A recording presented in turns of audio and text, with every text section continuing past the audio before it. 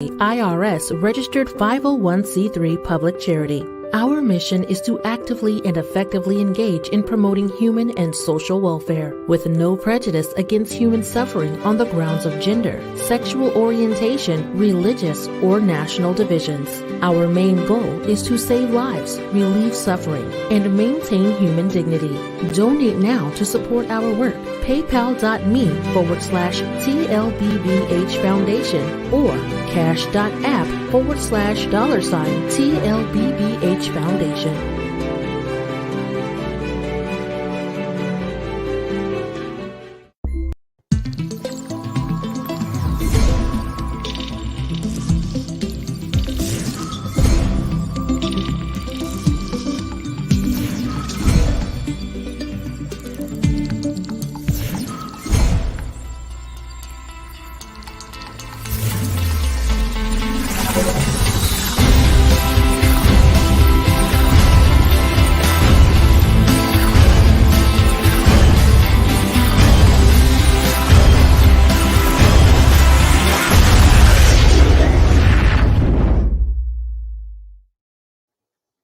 Oh my goodness. We are live today. Welcome to the last day and the third day of the EvolveCode Summit 2021. Our theme for this year is Tiny Little Action. I hope that you've been taking action. I don't care how little your actions are, because those actions are what will make you what you will become. They will form you. They will form your process, and then turn you into that Superman, that Superwoman that you're going to become. Starting today, with us is Dr. Oyinkansola Jinadu. I'm saying Dr. Shola. Let me use that. She's CEO HD Pro Global, and she has this is her session. She's on fire. If you doubt me, just wait till the end of the session. Dr. Shola, please let us meet you before we go into the session proper. Yes, sir. Good morning. Good morning, all the way from Dallas, Texas, people. I am so excited and happy to be here today. And thank you, Mr. Raman and Nusi, for this platform, because honestly, you call it tiny little steps. Yeah. And Yeah. I feel like you're taking really huge, like you're making strides. You're not just taking steps, you're making strides, because they're not tiny.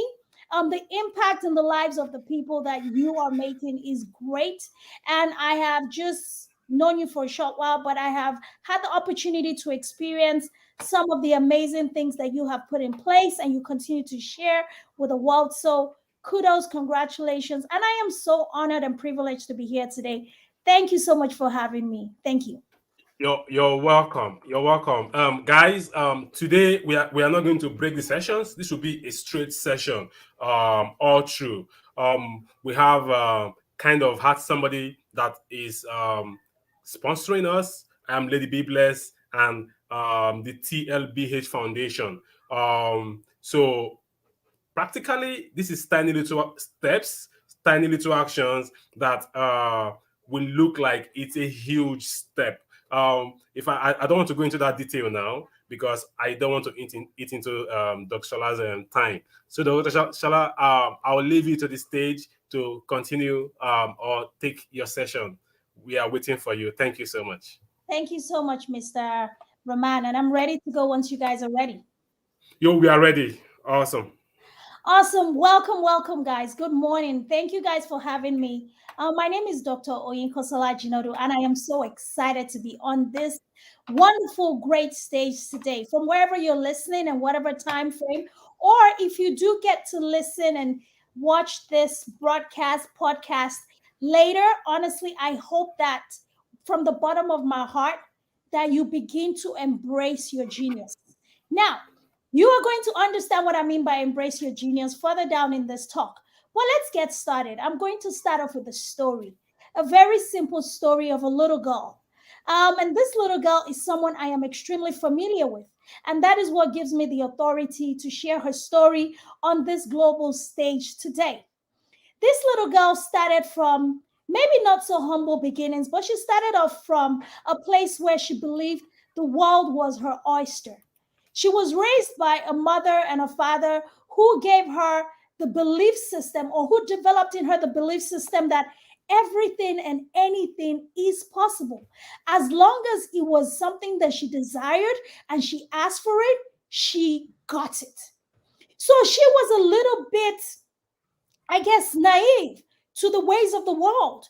She did not know much about unbelief. She did not have a clue much to what it meant to struggle or to strive, or to not have a strong belief system in yourself. And this little girl grew up into a young, beautiful adult. And on growing up into that adulthood, she began to learn about life. And you know what they say about life? Life is amazing. Or is that not what they say? Maybe I'm wrong. But in this little girl's world, life was truly amazing. So she always asked of life what she wanted. And life to her, I mean, I guess it wasn't much of a surprise because that was what she was used to. Life would always present it to her, just as she asked. So this was her way of living, her way of thinking. Now, fast forward a couple of years, a few decades into living this amazing, wonderful life, she realized that sometimes life can be unkind. And the fact that life was unkind to you did not mean life did not have the best in store for you as well. But the realization of how unkind life was took her down a very, very dark path, because it was like just taking a fish out of water. She really had no clue what this new reality life was showing her was about. She was taken aback. She was in a lot of disarray. And it took her a minute to stabilize herself and to figure out, okay, life, we have had an understanding all of this time. What are you doing? What is this new system that you're introducing? I don't understand what's going on. Now, that wonderful question, the first thing that I want you to learn from my talk today is learn to ask the right questions. Don't worry, we're going to get to the whole topic that this talk is about. It's about skill based learning. That is the new frontier in the marketplace, right? We're going to get there. But let me round up this wonderful girl story because I have a lot of information to share with you today.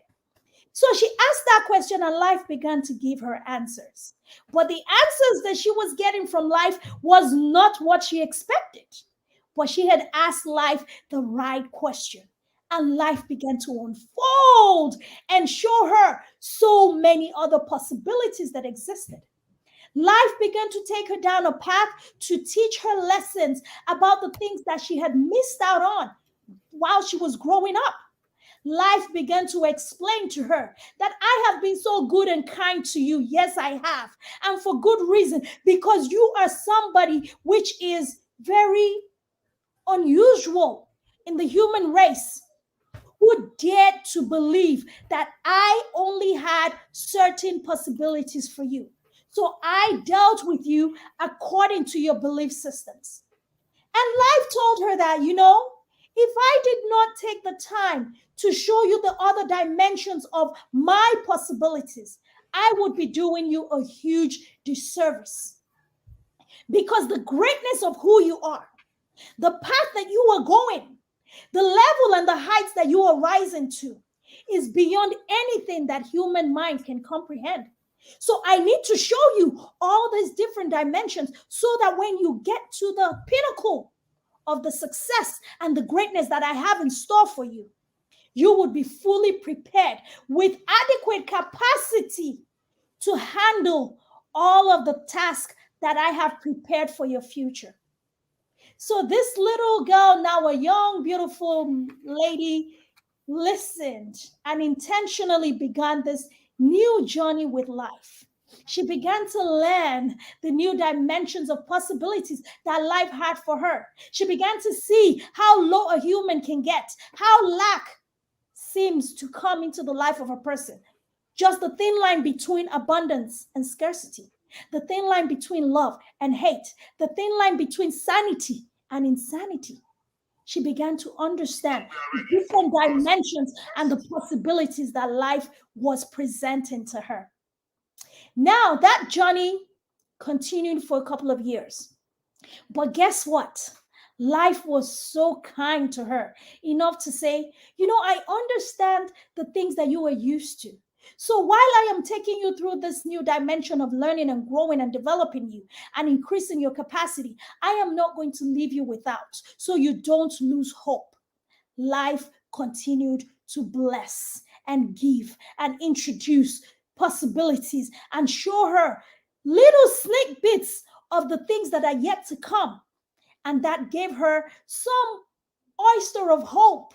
It's like when you've been in a desert for a while and you just get a sip of water and it gives you this burst of energy to keep going because the mirage that you think you've been seeing seems a little bit closer, and the possibility of getting to a place of rest and solace seems more within your reach. And this is how life dealt with this wonderful girl.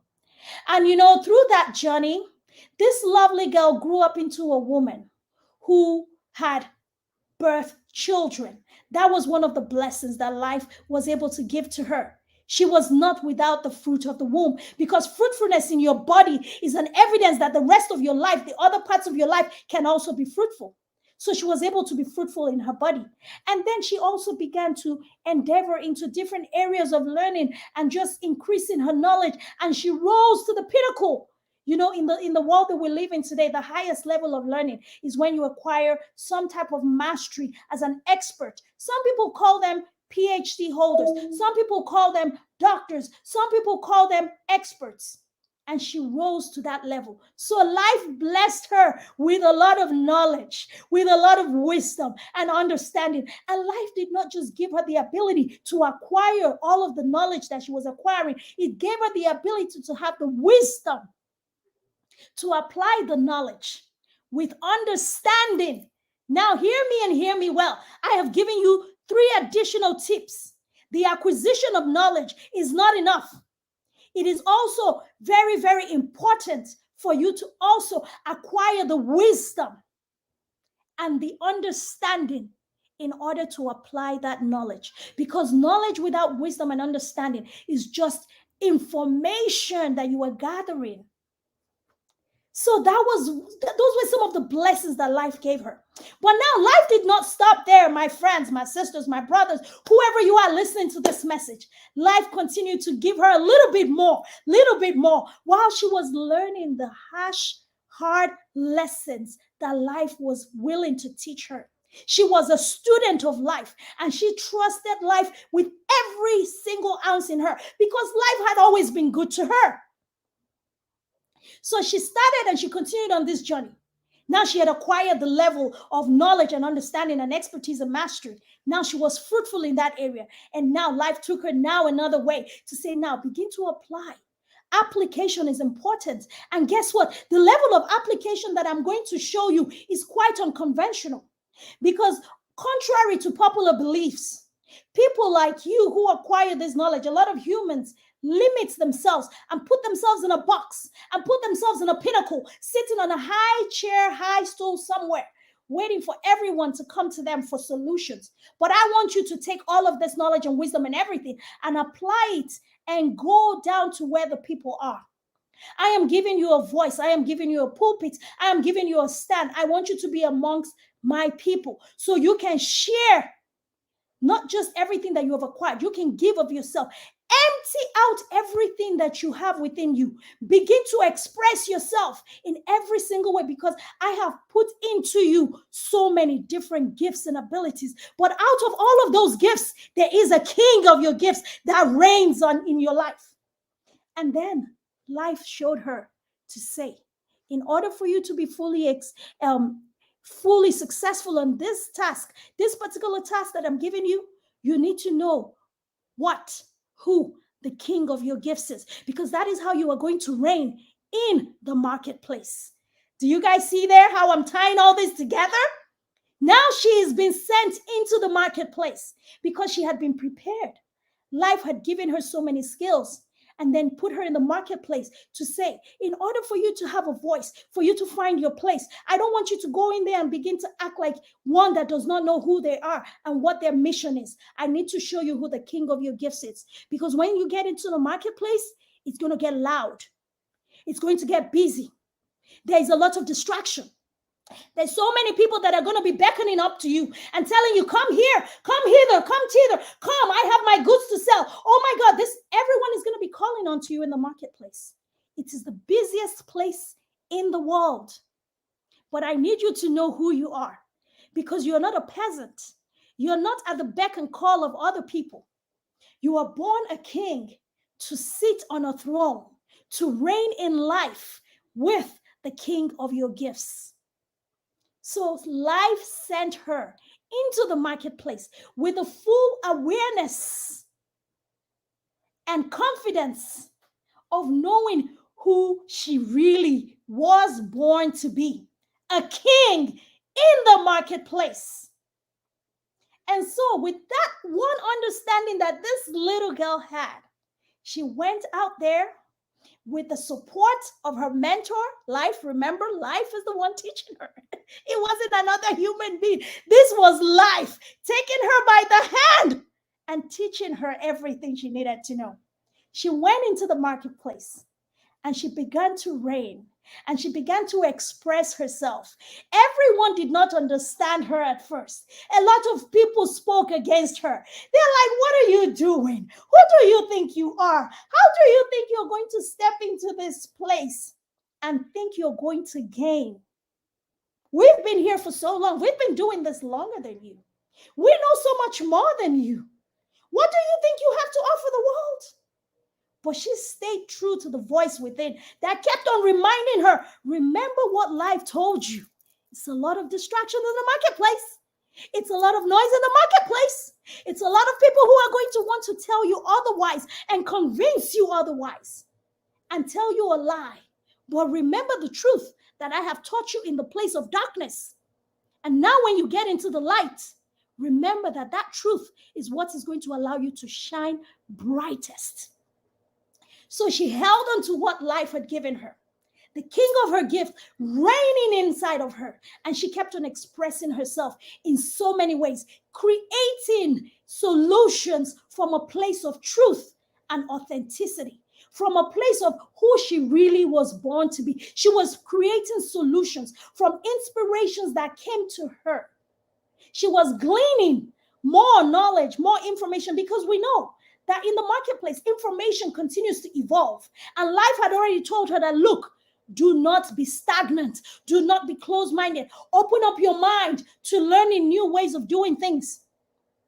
And she understood the importance of learning new ways of doing things. So for every new technology or for every new introduction of something that will come into the marketplace, she will jump in and she will just position herself to see how that particular tool, resource, strategy could help advance her assignment given to her by Life. Never losing her position though, never leaving her throne, never shifting her convictions, never allowing anyone else to tell her otherwise. She was reigning, she was expressing her genius, she was embracing who she really was. And then we come to the end of this story as I pivot my way into the next part of my presentation to tell you who this little girl is. This wonderful little girl who is a student of Life. And I'm going to tell you who Life really is as well. Are you ready to hear my part of this story? Because this is the most interesting part, y'all. Life is God Almighty. Life is the creator of heaven and earth. Life is Mother Nature. Life is energy, as some of you want to call him, but to me, he is God. He is the Almighty. He is the spirit within each and every one of us, living and breathing, because without the spirit within, we are not even existing. We have no existence. He is the Father of all spirits. He is the Father of you and I. And you know, this little girl, who she is? This little girl is me. You know the story that I just told you in a nice analogy? I kind of tied it up in a nice bow and I put it in a fairy tale setting. That is the story of my life. But I promise you that that story is not as pretty as I just told it. It's not as seamless and easygoing as I just explained it in the past 10, 15 minutes we've been on this talk. There's some really ugly parts of it. But we don't need to go in there today. We'll talk about that on another day. But here's what I want you to focus on, and I want you to just lean in a little bit. Let me pull you in a little bit into this talk. Now, let's get to the meat of the matter. Let's talk about what is skill-based learning. To me, this is a term that I literally came up with because I understood from my journey and my experiences that what the world needs right now is authentic, innovative individuals who have skills that can bring solutions to the marketplace. Skills can be acquired in so many ways. You can acquire a learned skill, or you can have innate skills within you. Now, those skills, they are absolutely useless if you are not applying them to the ways that you really need to apply them. Because it's one thing to have a skill, and it's one thing to acquire a skill. It's another thing to have the innate ability to make that skill the best version of itself. Hear me, let me repeat that again. It's one thing for you to acquire a skill, but it's another thing for you to be able to take that skill and make it natural, make it something that comes authentically from within you. So if you're a mechanic, you learned how to fix cars. If you do not have the innate ability to express yourself in that area of genius, you are going to struggle. So it's very, very important for you before you decide to go into the marketplace or before you decide to acquire certain skills and abilities that you feel like is going to make you profitable in the marketplace. It's very important for you to stop and ask the right questions of life. Who am I? What skills and abilities come naturally to me? And by asking those questions, you will begin to now evolve. With the right questions, you begin to evolve into solutions and answers that guides you in the path that you need to go with your skills and with the type of learning that you need to be extremely profitable in the marketplace. You know, the Bible says to some, the talent of whatever is given, right? Some have the gift of prophecy. Some have the gift of dreams. Some have the gifts of whatever gifts that they are, because there's so many gifts, and God gives them so generously. So why would you sit there and assume that there is nothing that is within you that can add value to the world, that you absolutely have nothing to offer? Don't buy into that lie. Those are some of the lies that are told in the marketplace. Don't buy into that lie. There is something very, very significant within you that has been planted in your DNA that would allow you to achieve optimal success from your learning and from your interactions in the marketplace. You know, that is why you see some people, they go to school, they tell you, oh my God, I went to school and I was a doctor, and now I'm just a musician because I just can't be a doctor anymore. I just can't do it. My parents wanted me to be an engineer because that was their dream for me. But now you see I'm an artist because this is what really comes true for me. And you see them thrive in those areas of genius.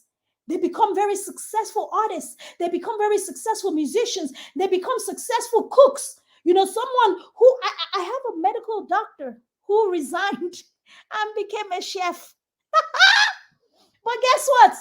He has a catering company now that caters to 5-star organizations because he finally discovered his skill and his area of genius, and he embraced it.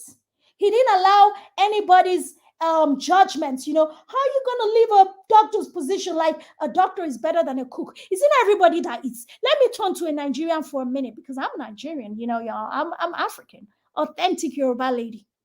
Does everybody not eat? If you don't chop, you go well. We need to eat now.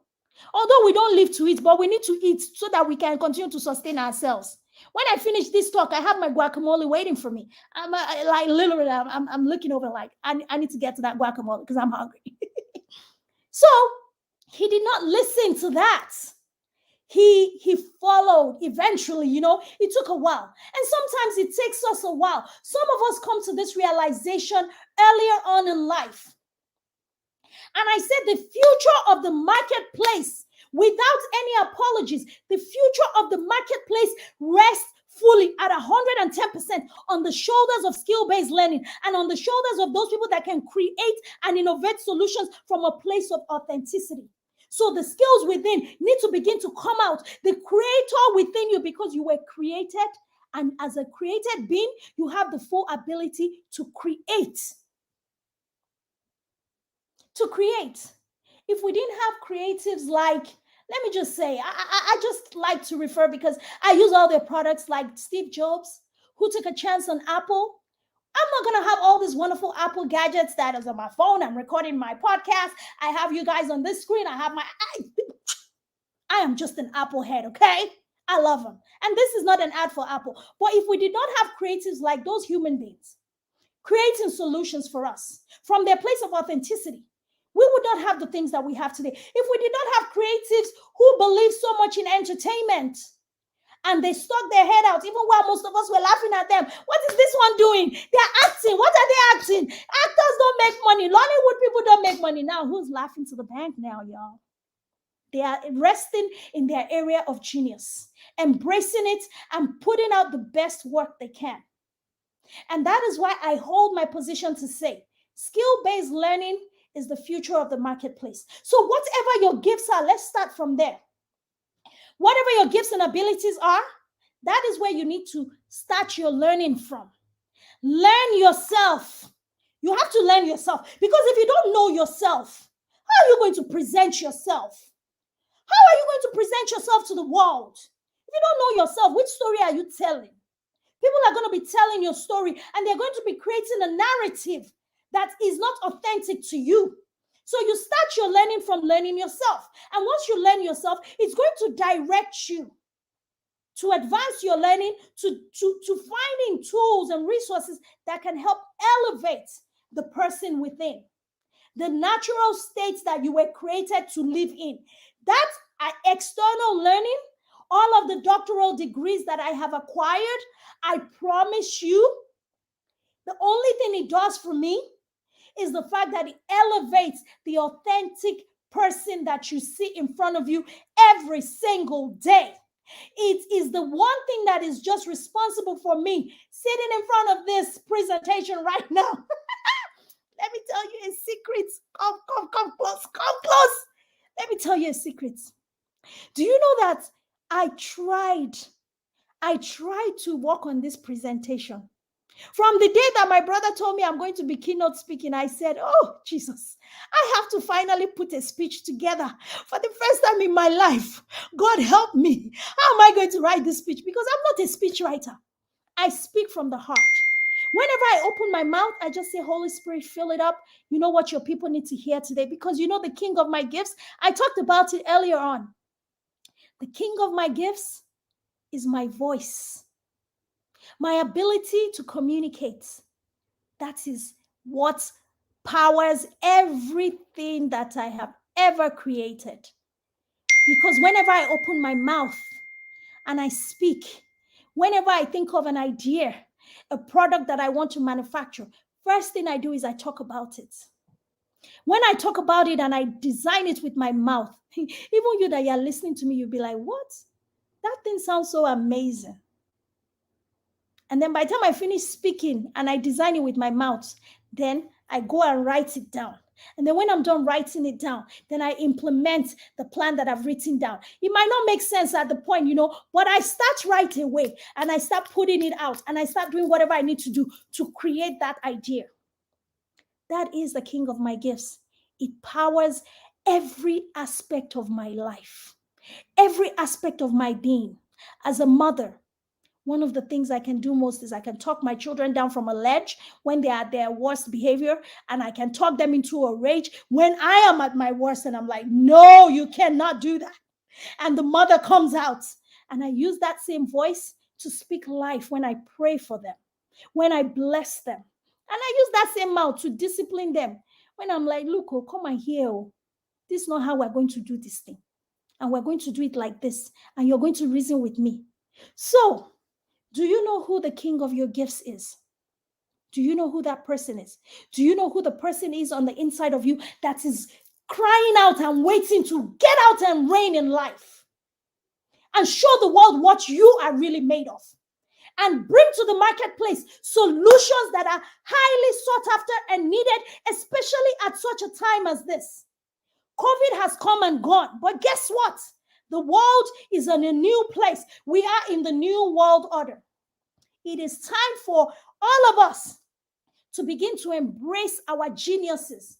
It's not, I'm not putting anything on applying for a job. Even when you're applying for a job, apply for a job that allows you to embrace your genius. So when you walk into that organization, you go in there and you produce and you add value. And the people who are signing your paycheck will be very glad to do it. They will be very excited every time they see you show up because they know that, oh, this person is a very important part of our organization and we cannot do without him or her. If you are not embracing your genius and living a life that brings so much value to the marketplace, that makes you unforgettable, that makes you sought after by all men, not some, then you haven't discovered your gifts. The discovery of your gifts can be you creating opportunities for so many other people. The discovery of your gifts can mean you creating a platform that other people will stand on. The discovery of your gifts can mean you being the one to be like Mr. Raman, putting this wonderful platform together for so many thought leaders to come and share and impact the lives of so many more people. If you do not discover that gift that allows you to reign in life, oh my goodness, you are doing life a disservice. And I tell you, just like life told me, so many of my children are not really opening up their minds, not only to believe the impossible, the infinite possibilities that exist, but they are just living their lives like, it's okay, we here, we working, we making money, we happy, and they're not really paying attention to me, to ask me the right questions. So where do you begin? You begin by asking the right questions. You begin by going to life yourself to ask life the right questions for you. And when you get on your journey, initially it's going to be tough. It's going to be hard. Nobody's going to see you. Nobody's going to check for you. Nobody's going to care for you. So don't expect it. Take expectation out of your vocabulary. Expectation is the enemy of progress. Don't expect anything. Nigerian youth, stop expecting anybody to do anything for you. Nobody is coming. There is no Calvary. Don't expect. Take that word expectation, erase it from your vocabulary. Take the word no, erase it from your vocabulary. Take the word impossible, erase it from your vocabulary. And start your journey with intentionality. That this life, I will live it and I will live it to the fullest. It's not about all that stuff we see on social media, people posting all of their, what's it called? Living my best life, big God, small girl, big God, whatever nonsense people be putting out these days, putting other people in some kind of mental destabilization, giving people false things, No, we're not talking about that. We're talking about reality, living life in the trenches, building from the ground up, standing on the shoulders of other people, with the right mindset, of course, so that you can elevate faster. Because if someone like Mr. Raman has created this platform, he has put his shoulders down for you to come and stand. And that is why he has brought speakers like myself, like my sister Blessing, who came on yesterday, and so many other amazing speakers. Miss Ella, she spoke with such passion. He has put himself down and he has put a lot of speakers on his shoulder and he has put them in your presence so that you can actually not only start, you don't have to start from the bottom, starting from the bottom, now we're here. No, forget that. That's not a necessity. You don't have to start from the bottom, now you're here. You can rise on the shoulders of others who have come before you. You can listen to the stories of other people's lives. You can learn from their mistakes. Take all the lessons that they are sharing with you. Take the tools and the resources that they're giving to you and apply it and run with it. And then you're going to get to your destination a lot faster. So as I close out my speech today, I want to tell you this. We are in a new world. Don't worry, I don't know whatever this means to you, but it is really a new world order. Like the order of things in the world today has changed. The marketplace has changed. Let's not kid ourselves. Anybody that is still telling you as it was, so it shall be, and so it shall ever be, that person is dead. They are just still breathing. They are waiting to be buried. It's a new world order. It's time for us to begin to switch our thinking to creating solutions. Whether you're going to find a solution to create, so that way when you put your resume in front of an employer, that is the solution that you present, because you have done your research about the organization and you have figured out some of their systems and how you can improve on what they're already doing. Gone are the days when people just go and apply. I'm just applying for this job. Why do you want this job? Well, I feel I'm a perfect fit. No, sir. No, ma'am. That's not going to cut it anymore. Interviews these days don't even want to hear that. If I'm hiring someone, I don't want to hear you say that. I want you to come and say, Dr. O, I noticed that your website, I noticed that this system that you have, I noticed that this thing that you're doing is done this way. But I believe that if I come in, this is how I can make it better. Man, you got the job right there on the spot. I will hire you. Sharp. So begin to think differently. And if you're looking to express yourself as a creative person, trying to set something up, figure out the best way that your gifts can be developed. Make sure you invest in proper education first, because education is the key. Look, for me, I'm an educator at heart. Education is the key. If you have the gift of singing, invest in the type of education that will ensure that when you stand for an audition, you have covered all the bases. You have gotten someone to coach you and train you and teach you how to hit the right notes, how to balance, how to go up and come down. So when you stand there, you are the only person they are going to consider. That is how skill-based learning rules the marketplace. It doesn't just come and say, oh, I have the talent. They said I'm so talented, I'm so beautiful, I'm so pretty. Oh, girl, please. That beauty ain't gonna get you all you need. Yes, God gave you those beautiful traits, but what you doing with it? It got to be something valuable, because guess what? Beauty is fleeting. After a few years, Dr. Oh, well, I have the genes of longevity, because my grandmother just died at the age of 101 and she was looking good. So I'm not even worried about that. But I digress, y'all. Beauty is fleeting. Anything that you think God has blessed you with has a time lapse. Is going to eventually run out. So why not make the best of it to add value to the marketplace while you still have it intact, while you still have everything? If it's the beauty you want to use, figure out a way to monetize this beauty. I'm not saying the negative one, or I'm not saying prostitution. Let's call it as it is, or I'm not saying runs, or I'm saying become an ambassador for something. There's so many organizations that are looking for pretty faces to sell their goods, to take pictures, to do things. Monetize that thing, sister, in a positive way. So when you stand out there, you can stand tall and raise your shoulder and say, this is what I do for a living. This is how I make my money. You're not going to be ashamed and hiding your face and telling people, small girl, big God. I don't believe in that crap. Do something that the marketplace will thank you for years after you are gone. Because skill-based learning truly is the future of the marketplace. Thank you guys so much for listening to me today. I hope I haven't gone over my time. I hope you guys have learned something from me. But of course,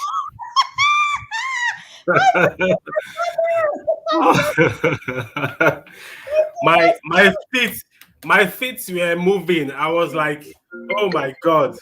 I felt like, something was moving in me. I had to be raising my feet because my notes are so full. Oh Lord. Yeah. So I learned so much. I'm excited. I said this yesterday. This event itself has taken on the shape of the tiny little actions. It was growing with all the hassles, with all the struggles backstage. It was coming out, and I know, these days they say attention span has reduced to 8-9 seconds, but that doesn't scare me, because no matter what happens in life, starting out, people are not patient with you. But Yes. then you shouldn't focus on them because they don't even know you exist. You have to make out something out of your life. You have to They start don't taking those steps. see you, my bro. They're not They don't seeing see at you. all. If you think they see you, then you dwell on that for a Yes. long time. Um, I feel like people should be asking questions, but questions are not coming in. I would have loved you to take questions at this point, but if questions come in later on, I will refer them back to you. And Yes, sir. then on the screen, this is I don't want to put the link here because it's not clickable, but go to Amazon.com and get King of My Gifts by Dr. Oyekoshola Jinadu.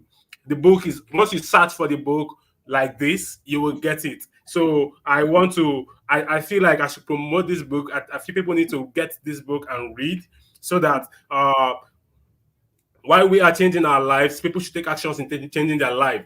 Yes. What you've learned today is just a tip of the iceberg. A lot will happen if you are not working on yourself. I don't care how massive you want to take the jump.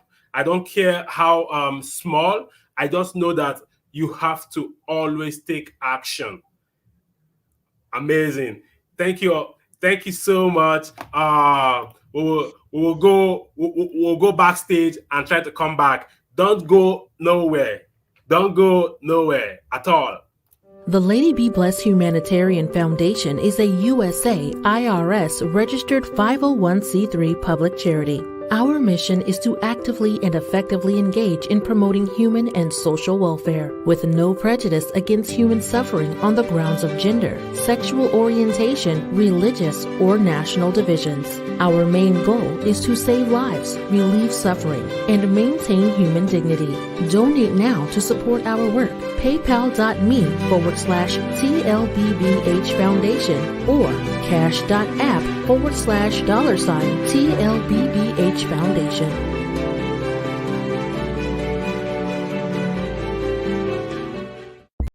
Come join Women Wednesdays with Lady Be Blessed, an empowering podcast spotlighting women in leadership. A weekly look at some amazing women leaders, mentors, role models, change makers, community advocates, presidents, CEOs, executive directors, and boss ladies. These women are women that lead. Every Wednesday, 3 p.m. Eastern Standard Time, streaming live, facebook.com/Lady Be Blessed, youtube.com/Lady Be Blessed.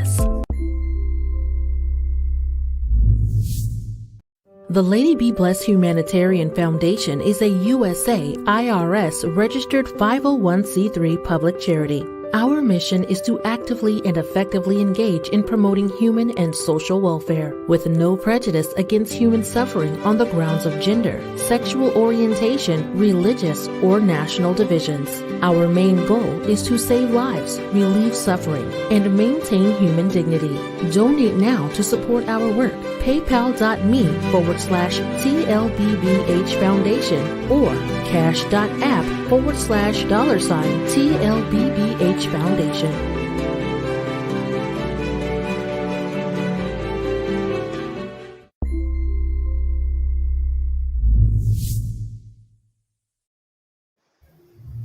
Hello, guys. I hope you enjoy the previous speaker, the last speaker.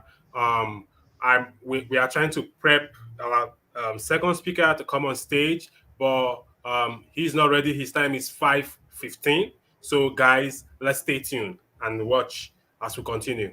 Thank you, guys. Um, Hello, doctor. Yes, sir. So, we'll wait for the next person to come in to join So us. please give me your feedback. How was my talk? I was just in the spirit. I was not even, I didn't even know We my are eye still was. online. We are still online. We are still online. Yeah, we're still online. That's okay. People Yeah. can know that. Yes, this is the reality. This is how we do it. Oh, yes, this is amazing. Yes, please. Y'all give feedback on my talk. Let me know what you think. Let me know the best parts of it. Which part Yeah. resonated best with you, and give me feedback. What would you like for me to share? Maybe next time, if you want me to speak for you on your stage, on your platform. Yeah, we want to hear it. I always love feedback. Feedback helps me Yeah. improve and do better. So, y'all Yeah. keep them coming, questions, whatever. Want to hear from you guys. This is the backstage though. The next speaker will be up by 5:15, so we thought should do a Okay. backstage thing. Okay. So that's so fine. All right. He's trying to come up.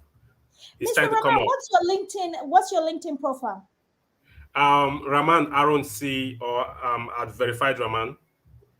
On LinkedIn? Yeah, on LinkedIn. Okay, okay.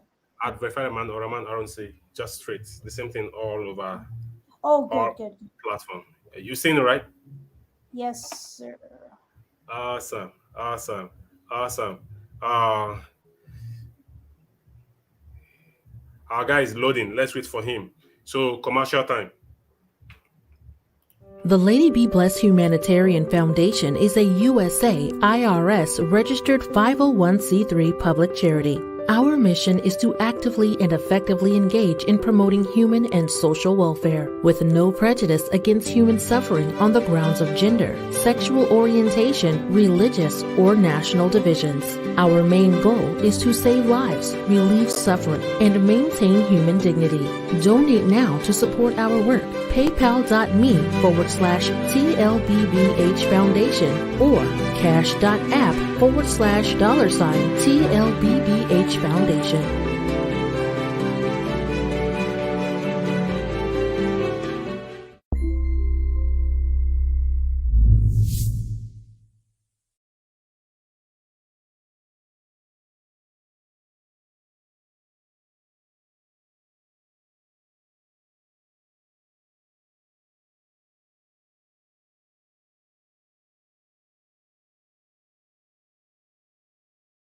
Come join Women Wednesdays with Lady Be Blessed, an empowering podcast spotlighting women in leadership. A weekly look at some amazing women leaders, mentors, role models, change makers, community advocates, presidents, CEOs, executive directors, and boss ladies. These women are women that lead. Every Wednesday, 3 p.m. Eastern Standard Time, streaming live, facebook.com/Lady Be Blessed, youtube.com/Lady Be Blessed.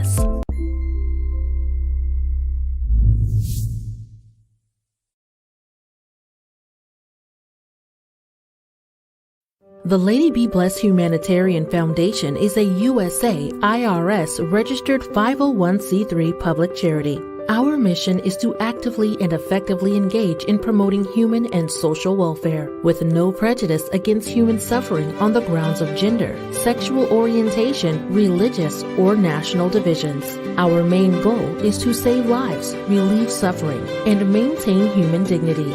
Donate now to support our work. PayPal.me/TLBBH Foundation or Cash.app/$TLBBH Foundation.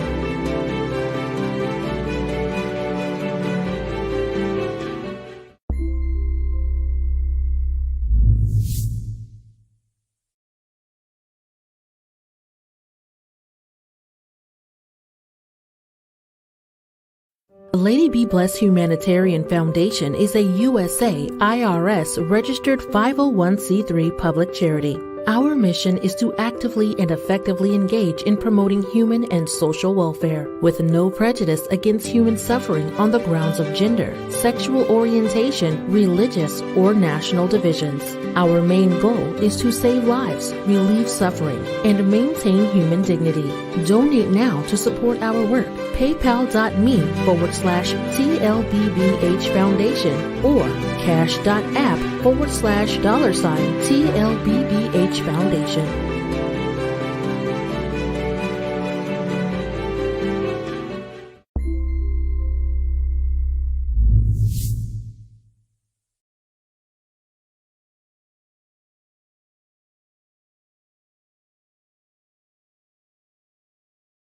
The Lady Be Blessed Humanitarian Foundation is a USA IRS registered 501c3 public charity.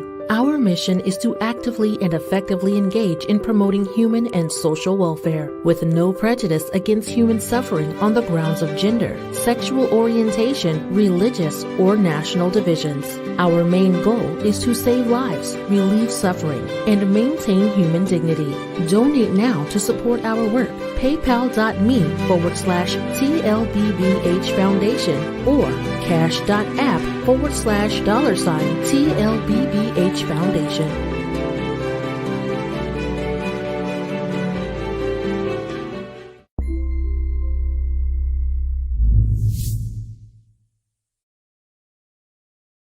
The Lady Be Blessed Humanitarian Foundation is a USA IRS registered 501c3 public charity. Our mission is to actively and effectively engage in promoting human and social welfare with no prejudice against human suffering on the grounds of gender, sexual orientation, religious, or national divisions.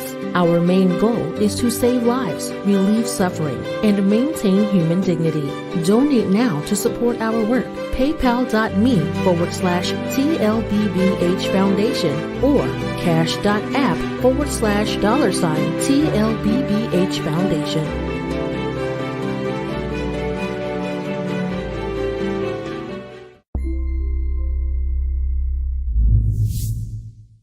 Come join Women Wednesdays with Lady Be Blessed, an empowering podcast spotlighting women in leadership. A weekly look at some amazing women leaders, mentors, role models, change makers, community advocates, presidents, CEOs, executive directors, and boss ladies. These women are women that lead. Every Wednesday, 3 p.m. Eastern Standard Time, streaming live, facebook.com/Lady Be Blessed, youtube.com/Lady Be Blessed.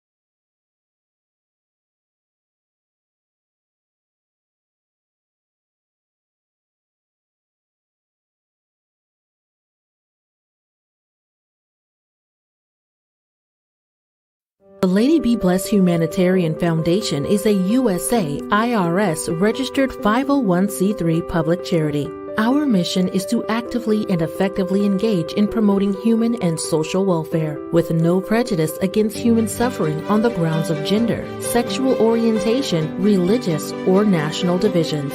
Our main goal is to save lives, relieve suffering, and maintain human dignity. Donate now to support our work. PayPal.me/TLBBH Foundation, or cash.app/$TLBBH Foundation.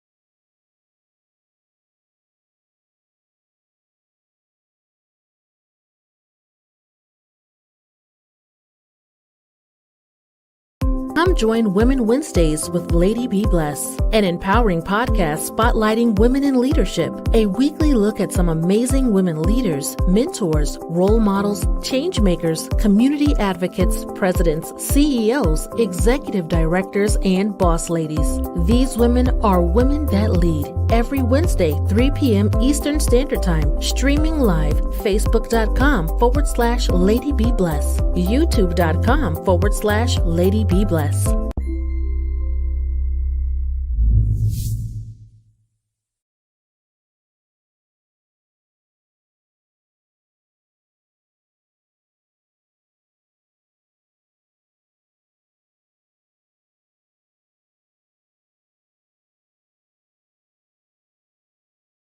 Lady Be Blessed Humanitarian Foundation is a USA IRS registered 501c3 public charity. Our mission is to actively and effectively engage in promoting human and social welfare with no prejudice against human suffering on the grounds of gender, sexual orientation, religious, or national divisions. Our main goal is to save lives, relieve suffering, and maintain human dignity.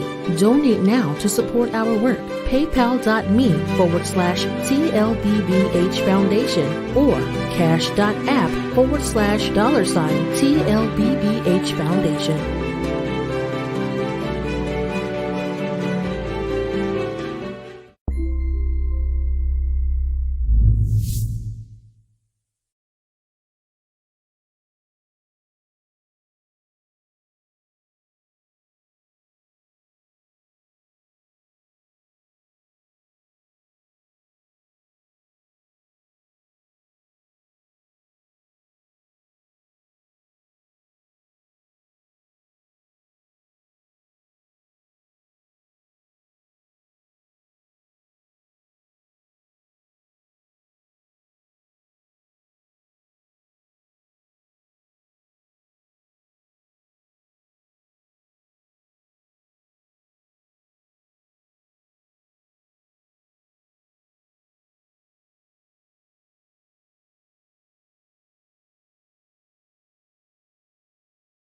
The Lady Be Blessed Humanitarian Foundation is a USA IRS registered 501c3 public charity. Our mission is to actively and effectively engage in promoting human and social welfare with no prejudice against human suffering on the grounds of gender, sexual orientation, religious, or national divisions.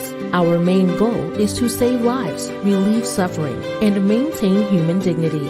Donate now to support our work. PayPal.me/TLBBH Foundation or Cash.app/$TLBBH Foundation.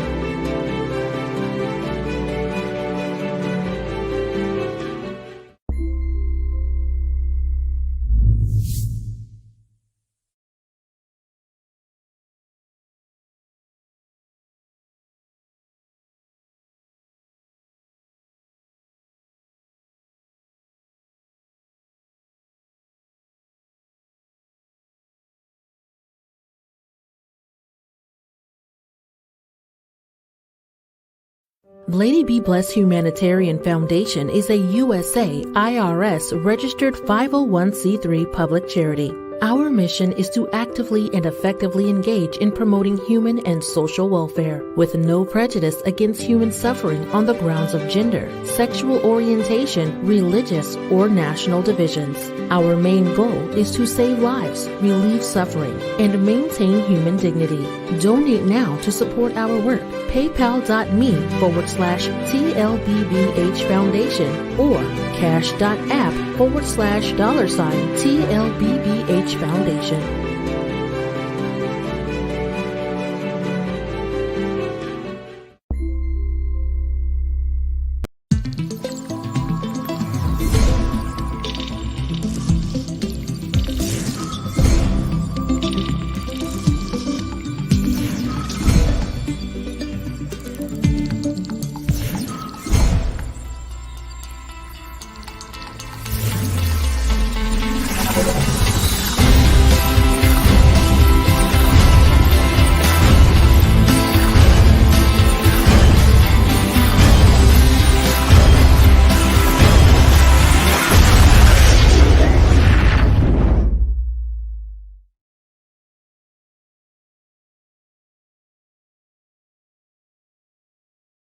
We are back to, sorry, my audio was on mute, sorry. We are back to the second session of the final day of the EvolveCode Summit 2021. Tiny little actions. Whoa! Dr. Shola was amazing. She was on fire. I don't know how to describe what just happened to me throughout her session. I feel like you guys are feeling the same thing with me. In our next session, I'm bringing in Uyi Asemota.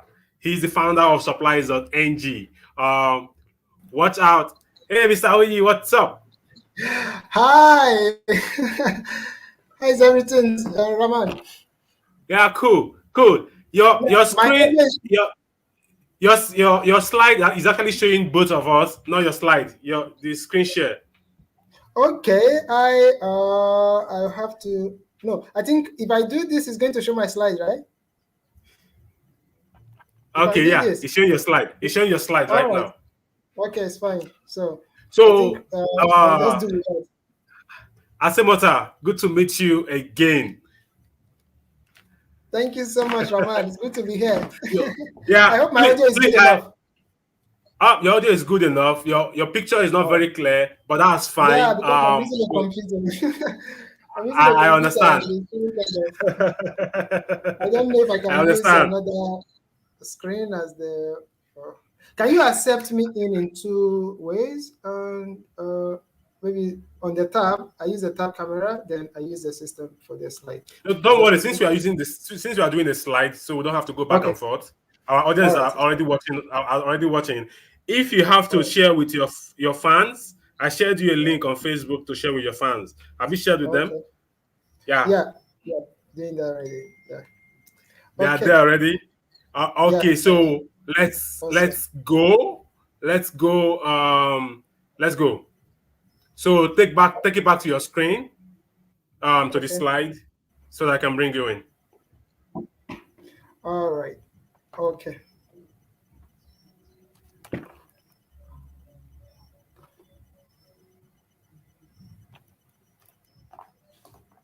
Awesome. We are good to go. I'm going to leave the stage with you. For you, sorry. Then you take it from there. Thank you so much. Thank you, Mr. Raman, and welcome everybody. I'm glad to be here, and thank you for joining us today. What we'll be talking about today is quite an area I'm passionate about, and I am going to be sharing as much as I can. And I don't know if there will be a question and answer at the end of the session, and I will just try to provide the answer as best as I can. So it's going to be like a dialogue session. If you have any stuff to also ask, maybe you can ask me. So I'll go straight to what I'm given to talk about today. Agribusiness is my passion, and I am trying as much as possible to get as much persons to understand the value chain of the agribusiness. And when we talk about agribusiness, sustainability and profit is one that must be at the top most of our agenda when we are thinking of agribusiness or trying to go into any business in particular. So this is tiny little agribusiness actions that matters. I will be talking about some of them, and we'll take the conversation further from there. So thank you so much. As a way of an introduction, my name is Uyi Asemota, and I know Raman introduced me earlier and told you that I'm the CEO of Supplies.ng. Maybe I'll be telling you a little bit about Supplies.ng later. So I am a farmer, a proud one at that. And when we talk about agribusiness, and I try to make sense of the agribusiness value chain, I'm currently running some multiple startups around the agribusiness value chain, which I hope to be one of those that will build the biggest agribusiness value chain company across the agribusiness value chain by the year 2030. So I presently CEO of Supplies.ng and Asemet Organica, as well as Asemet Farms. All are subsidiaries of Asemet Global Supply Services Limited. And I'm also the executive director of the African Youth in Agribusiness Organization. So I am a practical farmer. I'm not just an executive farmer. I'm a practical farmer. So I go across the value chain. So maybe that's why one of the reasons Raman invited me to come talk to you guys today. So thank you. That's a little about me.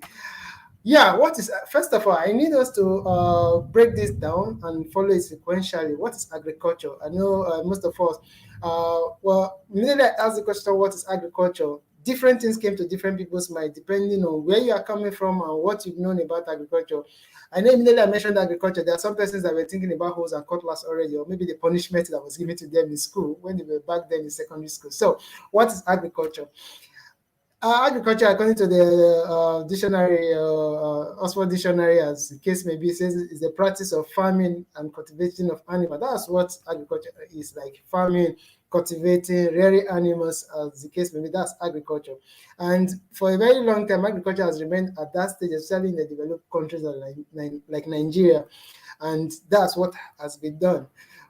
But because we'll be talking about agribusiness, there's an element of business in agriculture. That is fusing the element of business in agriculture. That's what I've dedicated my life to doing and teaching about for the past 7 years, and trying to make people understand that, yeah, agriculture is about planting, it's about rearing of animals. But for us to be able to do agriculture and make profit, do agriculture and do it sustainably, we need to think the element of business.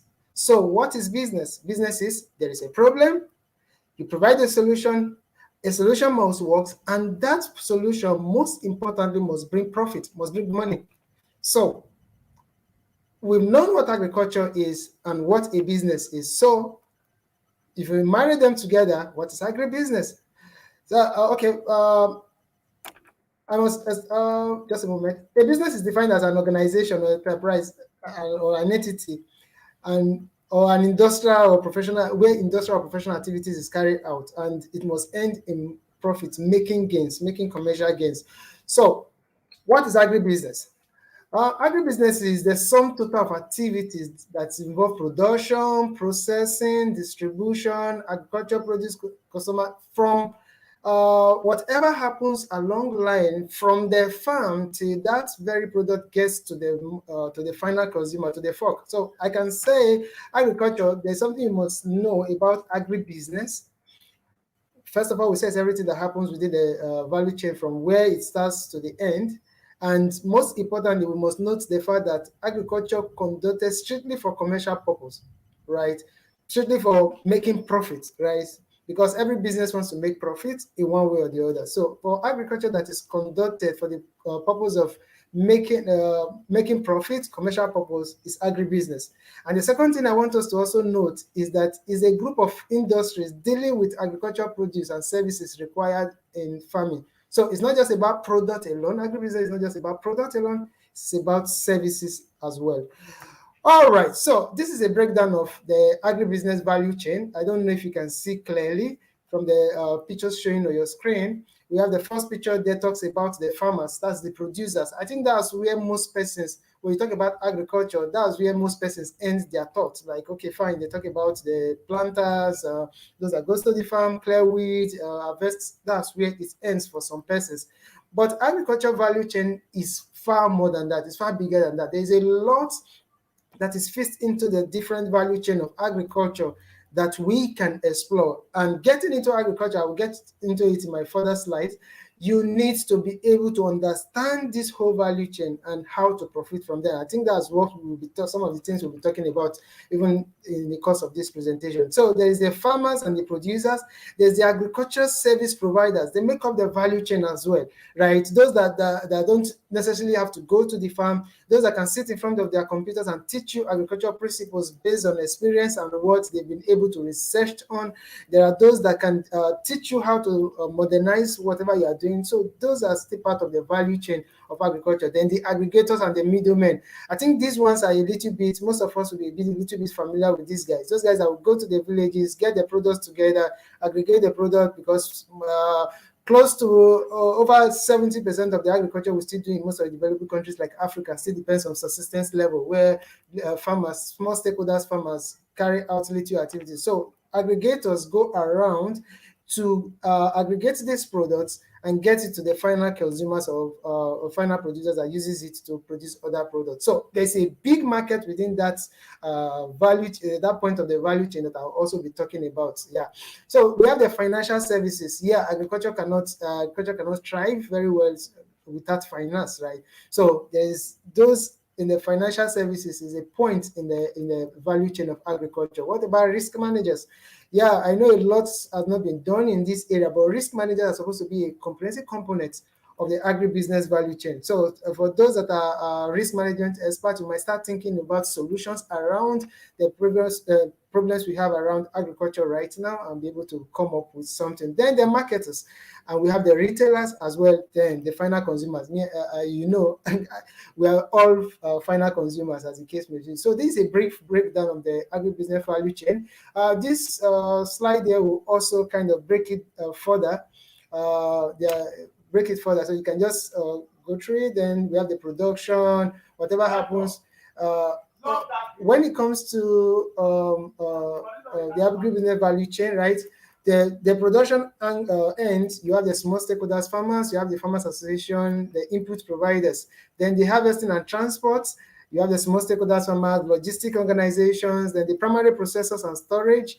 I will say a lot about this later, so in some of the points I'll be talking about. Then you have the secondary producers, processors, those that will pick what was produced by the primary producers and be able to turn it into final products, right? There are those there's a distribution and the packaging and handling aspects. That's another big area of the value chain and a revenue spinner. And there are the wholesalers and the retailers, which are in the market and the likes. Yeah, okay, I will just slow down a little bit and we can now go into some deep thinking, right? Because agriculture, I usually tell people that agriculture is not for the faint-hearted, and it's supposed to be a deliberate thing. It's not just something you pick out of the box and you say you want to go into it and quickly put two and two together and stuff like that. Yeah. So we're talking about tiny little actions, and it's important to talk about some of the actions that we must take if we are considering agribusiness. Remember, I'm not talking about just agriculture now. I'm talking about agribusiness. If we're talking about agribusiness, what are some of these tiny little actions we need to take?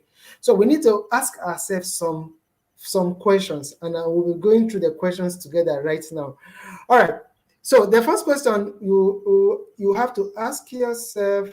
Oh, okay. The first question you have to ask yourself is, why am I going into agribusiness, right? This is a very important question, because the answer to this question will give you a lot of insight into what you are going to be embarking on, one, and the area you will be getting into the agribusiness value chain. I will talk about it. I will talk about it later. So you need to ask yourself, why am I going into agribusiness? First of all, I will encourage you. The reason you are going into agribusiness is to make profits. Is to make, and you are going to make impacts. You are going to be able to solve some problems. Yeah, of course, we know when you solve problems, you actually can make gains from solving problems. You make money. There's a school of thought that believes that money is hidden in problems, right? Yeah, you are going to solve problems, but the first you must try as much as possible, if you are considering sustainable and profitable agribusiness, to consider making money from your agribusiness. So the first question you must ask yourself is, why am I going into agribusiness? Second question you have to ask yourself is, what level of involvement do I have to give? You need to define this from the beginning, right? Because I have seen persons that have access to land, have access to resources, but because they did not define the level at which they will be involved and what they are willing and being able to give to the project, I have seen massive projects fail. I've seen projects that looked promising fail, because this question was not answered. So you need to ask yourself, what level of involvement do you want to get involved? That will also determine the points in the value chain you come in. I will be able to help you make informed decisions. Just a moment, sorry. All right. The third question you need to ask yourself will be, what point of the value chain do I want to come in? Yeah. We talked about the different points of the value chain. It is not compulsory that you must go into crop farm, going into the actual farming. Like I showed you along the value chain, there's a whole lot you can do, and each can stand on its own and serve as a business. You will still be doing agribusiness, right? So you need to consider the points in the value chain you want to come in. Do you want to be a farmer to raise crop and just sell the produce to people that will process or stuff like that? Do you want to be an aggregator? There's a lot of opportunity and a lot of product that can be aggregated. Do you want to be an aggregator? Do you want to go into processing? I tell you, processing is one very huge area that you can investing that you can get involved in. So do you want to go into processing? Do you want to go into packaging? Do you want to go into distribution? Do you want to go into agro-logistics? You need to be able to define, do you want to even be a middleman? Do you want to be an extension service provider? Do you want to be a risk manager for existing farms? Do you want to be an extension agent? Do you want to build apps for farmers to be able to manage themselves? Do you want to form them into you need to come to terms with the points in the value chain you want to get involved, and that is very, very important. Another question you need to also ask yourself is, do I have the required knowledge, or how easy will it be for me to get this knowledge and info and the expertise that will be required? Once you make up your mind and say, I am going to get into maize farming, for example, you need to now ask yourself the question, do I have the required knowledge, or how easy will it be for me? It's not a crime not to have the required knowledge. Yeah, of course. You don't need to necessarily be a professor in crop in agronomy before you can get into maize farming. But you need to also know if you could easily get access to knowledge, especially if it involves the point of the value chain that is technical. Will you be able to get trainings? Will you be able to get knowledge? Will you be able to even get staffs that will carry out those parts of the work that you don't have knowledge in? So that's also very important. Then what are the resources needed? And do I or can I get access to these resources? It's very important.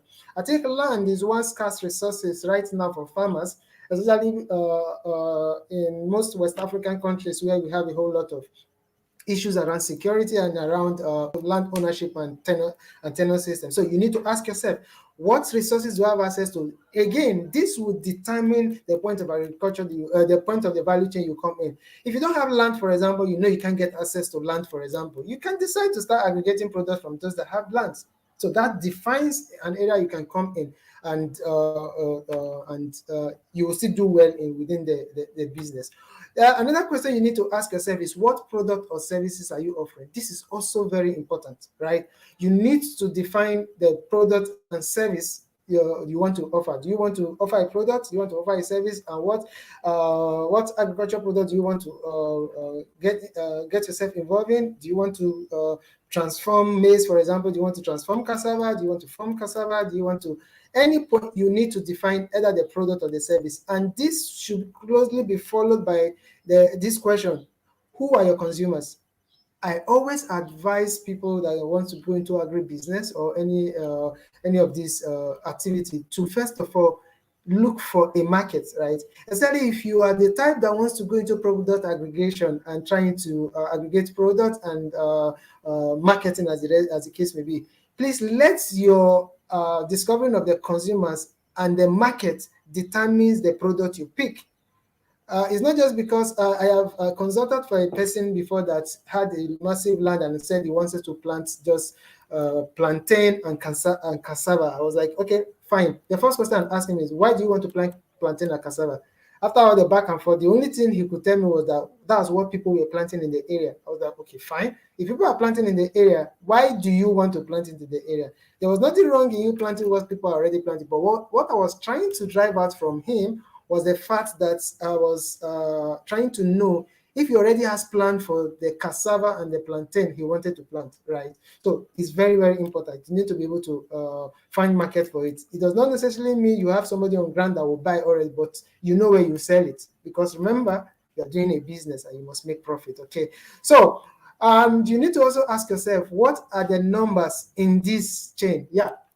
Yesterday, I was talking to, was it yesterday, 2 days ago? I was talking to a fantastic innovator that was into one unique form of farming.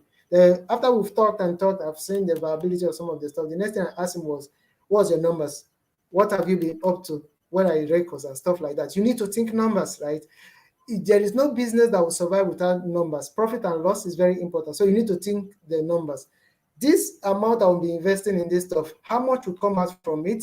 And in the next 1 or 2 years and stuff like that, what will I make? In the short run, what will I make? In the long run, what will I make? Think of the numbers ahead. It will help you to manage things and help you to also be able to know which will be viable for you at that point. So think the numbers. It's very important because you are doing agribusiness. So these are tiny little questions you need to ask yourself, and tiny little actions you must necessarily take. There's still a whole lot of them, but this will set you on the pace. And I tell you, if you do this diligently, conscientiously, you'll be able to get more questions that you continue to answer, and those questions will continue to save, right? Will continue to shape your agribusiness adventure, or trying to get into agribusiness. All right. Okay, so I talked about the fact that I was going to give some list of agribusiness that you can get into, and there are quite many. So I will just run through them, and maybe at the end of my presentation, I think this will continue, will be a continuous update process. So you can ask me questions, and Raman, if you need to get in touch with me, you can get in touch with me directly or ask Raman. We can develop any of this and give you lists as the case may be, and any of the guidance you might need in some of this. So there are a lot that can be done, a lot of businesses around the agribusiness value chain. So let's just run through some of them and just little briefs about them. The first one there is vegetable farming, right? If you are looking at going into a farming system that will not take up to 1 year before you start harvesting, like you're looking for something to just turn money around very fast and be able to like harvest within 2-3 weeks, 4 weeks, 4 weeks, 1 month, 2 months, you have harvested and you have replanted, go into vegetable farming, right? And this is something you can do in your compound. I am presently advocating if you are building a house or you have a land in your house, you are trying to build a house, no need to use those interlocking times for your stuff anymore. The point that is left that you will not park your cars and do any of this, to leave it for vegetable farmers, leave it for home gardens, right? And the most interesting thing is vegetable farming can also be done in the absence of sand, right? You can put sand in the cement bag, for example, and be able to raise your cabbage, be able to raise your carrot, as the case may be, in whatever quantity you want it to be raised, all right? So vegetable farming is one viable one. There's a whole lot I can talk about vegetable farming, right? Okay, then the second one is mushroom farming. You guys will be amazed at how much people make from mushroom farming. And guess what? It's quite easy to raise, right? I'm a trainer, I'm a mushroom farming trainer. For 3 years in a row, I was facilitating mushroom training for Abuja Enterprise Agency, and a lot of things you can do with mushroom, a lot of different varieties, and it's very easy to raise. So that's another area of farming you can get into, and it's profitable, and it's like quick. You can get your money back quick, and the investment is a little bit low compared to its yield. Another thing is transportation business.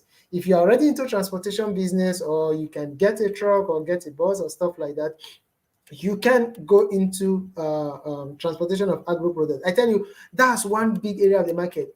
Last week I was in Lagos, and I went to a roadside market. I wish I remember this when I was making the presentation. I would have showed you the picture. The woman transported these things from the village to the city center in Antony and is selling it.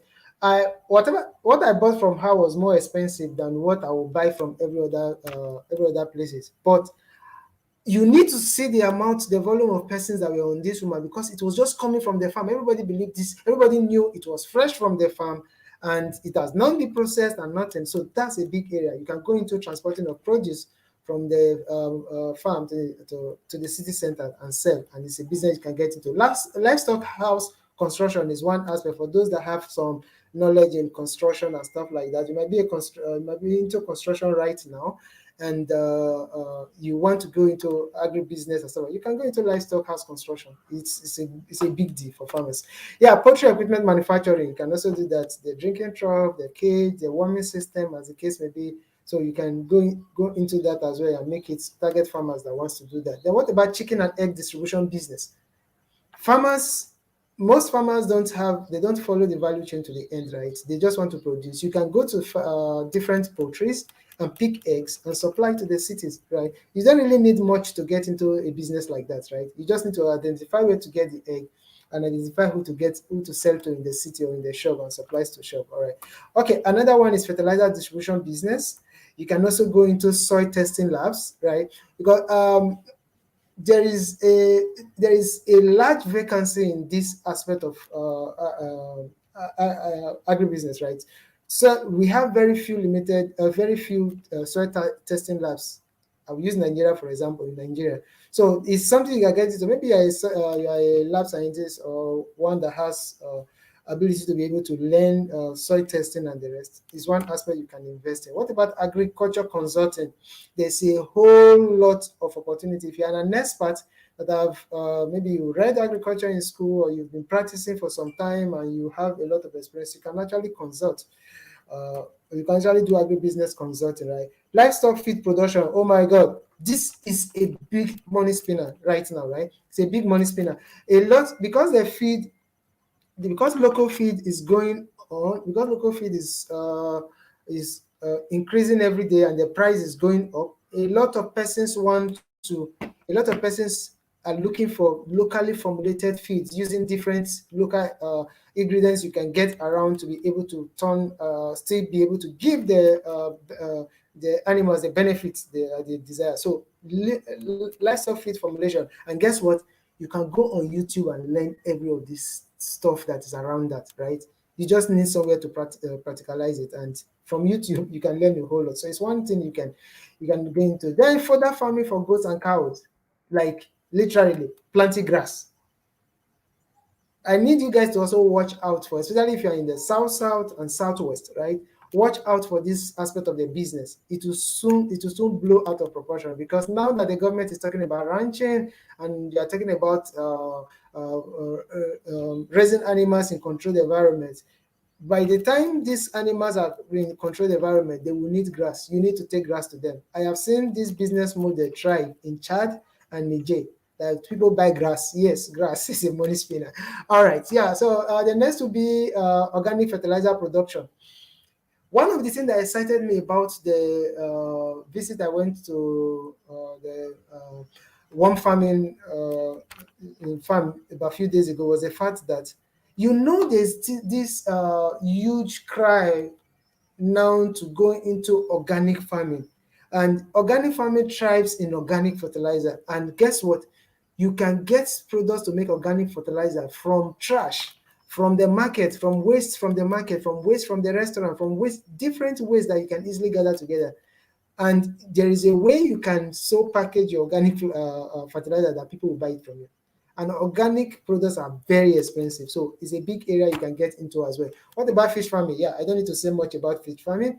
It's still a revenue spinner, but you need to be patient and need to understand the process. I must warn, right? You need to understand the process and also be patient, right? Then piggery. Wow.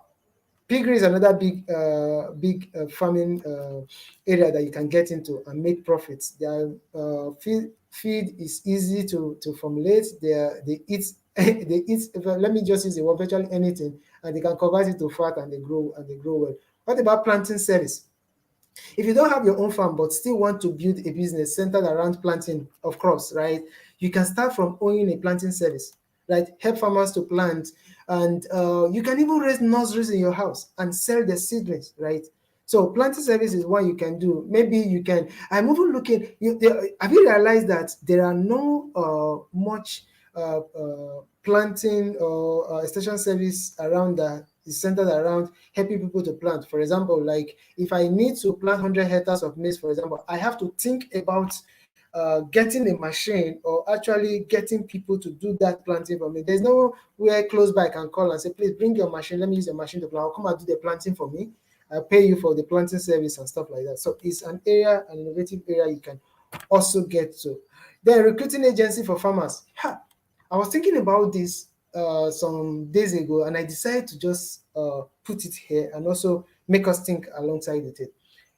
If you are into practical farming already, you will discover that there is no formal kind of organization around farm workers, right? Where you can easily get farm workers. And like most of the time, when I need to clear my farm, for example, I just go to the roadside where those laborers hang around, and I say, okay, fine, I need 2 people to help me with the clearing or 2 people to help me with harvest. I get people that are available at that time, not based on their experience or based on what they are able to do. But if you have a recruiting agency for farmers, for example, you can train some of these people. You can leverage on their expertise area and be able to feed farmers. And how do you get these people? Most of them are outside there. They are looking for manual jobs and stuff like that. Organize them into groups, right? Train them on the right stuff to do. Advertise to farmers and use your network. You can get these people to order these persons from you.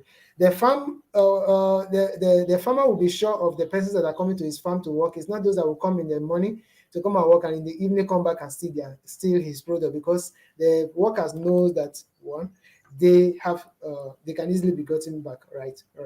Okay, so recruiting agency for farmers is one. Then agrotourism. Oh, I was in a clubhouse session where I met one of the agrotourism guys, right? There's a lot of opportunity in agrotourism. You can take people, let me just not think about the insecurity right now in some areas, but agrotourism is one aspect, is one big revenue potential of agribusiness that you can capitalize on. Take people to big farms. What I feel whenever I'm in the rural areas or I'm in the farm environment, I usually feel this nostalgia. There are a lot of persons that will pay a whole lot during their holiday season to feel that way, to be able to see how crops are produced in the farm, to be able to see how some of these activities are done. Some of them want to even work, right, in the farm and experience those things. So there is a revenue in that you can capitalize. The honey business, do I need to really talk much about this? There's a whole lot. Now honey is domesticated. You can raise honey, right, and go into honey business. What about firewood production? Yes, firewood production. Firewood there is still a whole lot of persons that depend on using firewood for heating, and as the case may be, right? So you can go into firewood production, all right, and be able to sell firewood. What about tree seed supply, right? If you are an expert in this area, you realize that tree seed is not easy to raise. It's not the way you plant maize and you go and drop it in the soil, open up the soil and put it down there and it grows, right? You need to raise in the nursery to some point and sell. You can raise in your compound. You can raise seedlings of cashew. You can raise seedlings of different cash crop. You can raise seedlings of mangoes. You can raise that of coconuts. You can raise palm nuts. These different tree seeds that grows and has economic value. You can raise them in your compound, raise them in a piece of land, and sell them to farmers. Farmers need them, all right. Okay, yeah, agricultural equipment rental is one. Then fruit juice, jam, jelly production is another. You can produce fruit juice.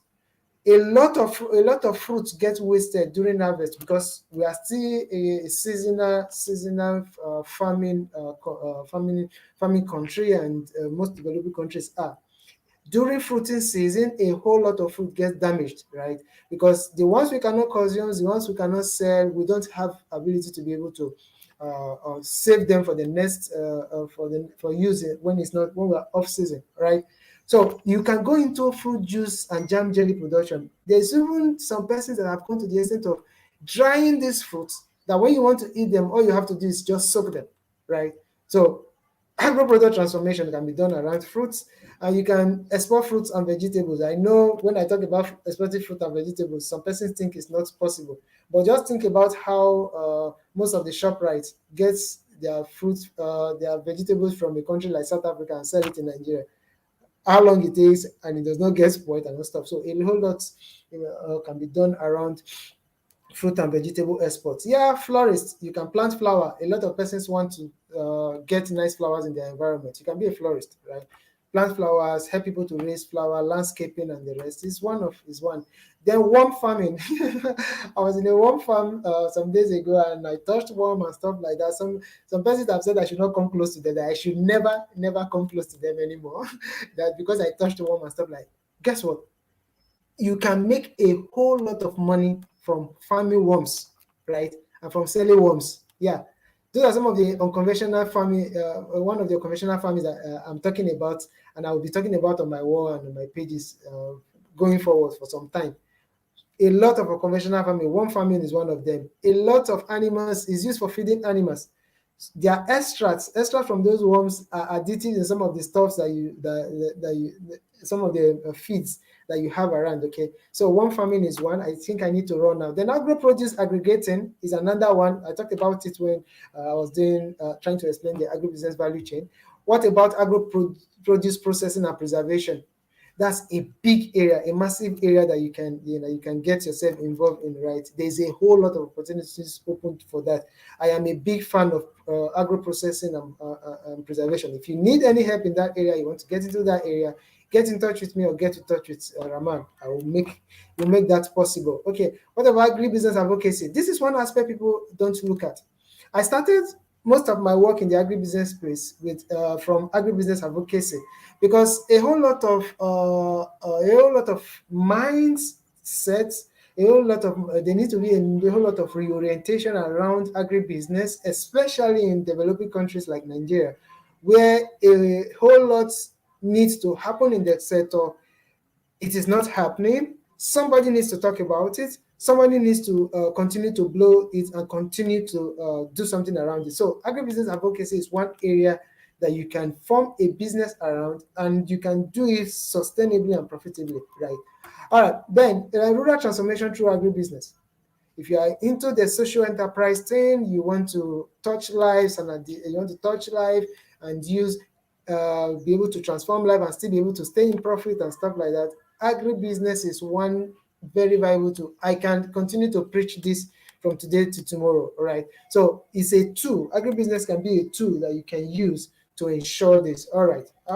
So the last one I will just talk about for now, for the sake of time, will be cash crop farming, right? You can farm cash crop if you are the type that is very patient, that can wait for 5, 10, 15 years before you start reaping the stuff. You can go into cash crop farming. Cash crop farming like cashew, cocoa, palm oil, oranges, a whole lot of cash crop. We will share butter right now. See, watch out for share butter. But those of you that can go into it right now, you need to go into it, right? All right, for the sake of time, I will stop there and just go into one of the last stuff I need to talk about before I turn my slide off. Then there are other more ways you can earn money from agriculture, from agribusiness, without actually having a land or getting yourself involved in the actual farming and stuff like that, right? I think it would be good I go through that as well. All right, so let's just run through it. And the first one will be to know the agricultural market price of food items from different towns or countries. That is, map supplies and demand. Pick a product, map supplies and demand, and try to feed the product, right? Know what people want and supply it. It's a big revenue spinner. Like, I can't preach that enough. And supplies.ng was actually, first of all, built around this knowledge, right? Then you buy food items, you know where these food items are produced, you know where they are needed, you just bring them together and you make your money within the space, all right? So I think I'll stop that there. Then solve farmers' problems. Farmers had a whole lot of problems, from illiteracy to not being able to use some stuff, from hardship in getting some stuff, from not being able to participate in some activities because they need to look after their farm or they need to do it in such a way. You can provide a whole lot of services for this person. So solve their problems, help them to get seeds, help them to get workers, help them to get pesticides, help them to do research and tell them how to use this to solve farmers' problem. You don't need to be a farmer to be able to do that. Then train farmers in 5 skills required to run a successful agribusiness. A lot of farmers want to learn this thing I'm talking about the profit and loss, about how to calculate. Most farmers, because they're subsistence farmers, they just put crops in the field. They don't bother about the number of effort they put into the farm and what came out from it initially. You can start teaching these people this thing. Teach them marketing, teach them business sense, teach them financial skills. Help them to keep records, right? Help them, teach them how to keep records, and they will pay you for it. You need to be able to find your way around that anyway. All right, then buy raw produce from farmers and add value to it. There was a lady that chased me for some time and said she wanted to go into agribusiness. She needs to do something profiting and stuff like that. I just asked her a question like, when I was eventually able to strike a meeting with her, I asked her where she was. She said she was based in Akwa Ibom. Akwa Ibom, yeah. She was based in Akwa Ibom, and I was like, okay, if you are based in Akwa Ibom, I know the best crayfish comes from Akwa Ibom. Permit me, I don't know. That's, to me, by my knowledge, the best crayfish, the best palm oil, and the likes comes from there. So why not go to these places where they produce this thing and buy cheap and bring it to Lagos or send it to Lagos to a person you might trust in Lagos, or come to Lagos with it, or in the next major cities you can get to and sell these things, right? So package them into smaller cans, package them into branded stuff, and package them. And you said, same for banana, same for orange, same for tomatoes, same for different products. You can even dry, to the extent of dry them, get pepper from them when they are fresh, dry them and send them as dried pepper, or grind them and send them as grated pepper, and label them and send them to supermarkets. So there's a whole lot you can do with that being in the farm, right? Those are some of them. And you can set up Siri Bank to store food. For those that have some, maybe you have 1 million, 10 million somewhere that you're not using. During seasons, products are very cheap during seasons, right? During the season of this product, you can buy this product and store them, right? And now start selling them when they're off season. I tell you, you make a whole lot of magic from them, right? Yeah. All right. Then sell genuine agricultural tools and equipment at affordable rates and prices, as the case may be. Yep. Then you can also offer to help farmers with managing their ICT matters.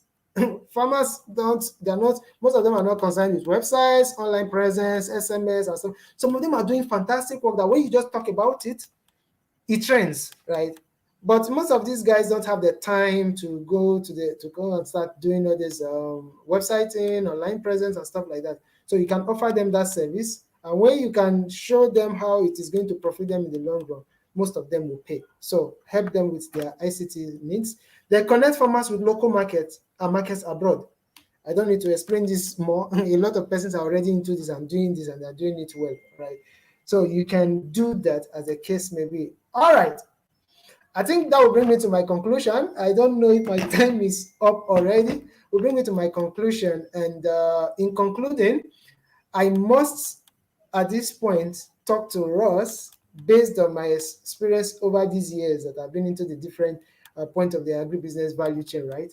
The first thing I want to talk about is the fact that agribusiness is going to be the final bus stop in most of this stuff. The world is going towards green. The world is going towards sustainable climate. The world is talking about a whole lot about saving the environment, eating well, eating healthy, trying to curb a whole lot of issues. If you look at them critically, most of the solutions that is said, that is provided as a solution to some of these big problems of the world in quotes that we have, are all rooted in agriculture. You talk about green energy, you talk about organic farming, you talk about a whole lot is rooted around agriculture. So a whole lot of things is going to be converge on the agribusiness space eventually. So get yourself in fist at a point right now, and you'll be glad you did. The second thing I want to talk about is that agriculture is not for the faint-hearted, right? I need to stress this, and I need to talk about this, right? Neither is it a get-rich-quick system. Agriculture is not for the faint-hearted, and it's not a get-rich-quick system. You need to be able to understand the process, follow the process. That's why most of the time I smile when I see some of the promise of, give me this amount, I'm going to give you 30% in the next 9 months, I'll use it to do this farm and stuff like that. Farming on paper and farming in reality are two different worlds. But one thing you must be sure of is that you are guaranteed a huge success if you do it rightly and you're patient enough to follow the system and follow some of the stuff we've talked about initially by understanding the system. All right. Okay. The other thing I will talk about is that agriculture is not a sprint. Agribusiness is never a sprint, right? But it's a marathon. Be ready to run the race to the end. Even when you get tired along the way, continue to run it. But it is certain you'll be able to you make it and you'll be able to make profit from it. All right. Then the one thing I need us to know presently, when I talk to fellow colleagues in the agribusiness value chain, one thing we have been able to find out is the fact that when you pick a product, for example, right, your ability to follow the value chain of that product, the extent at which you follow the value chain of that product is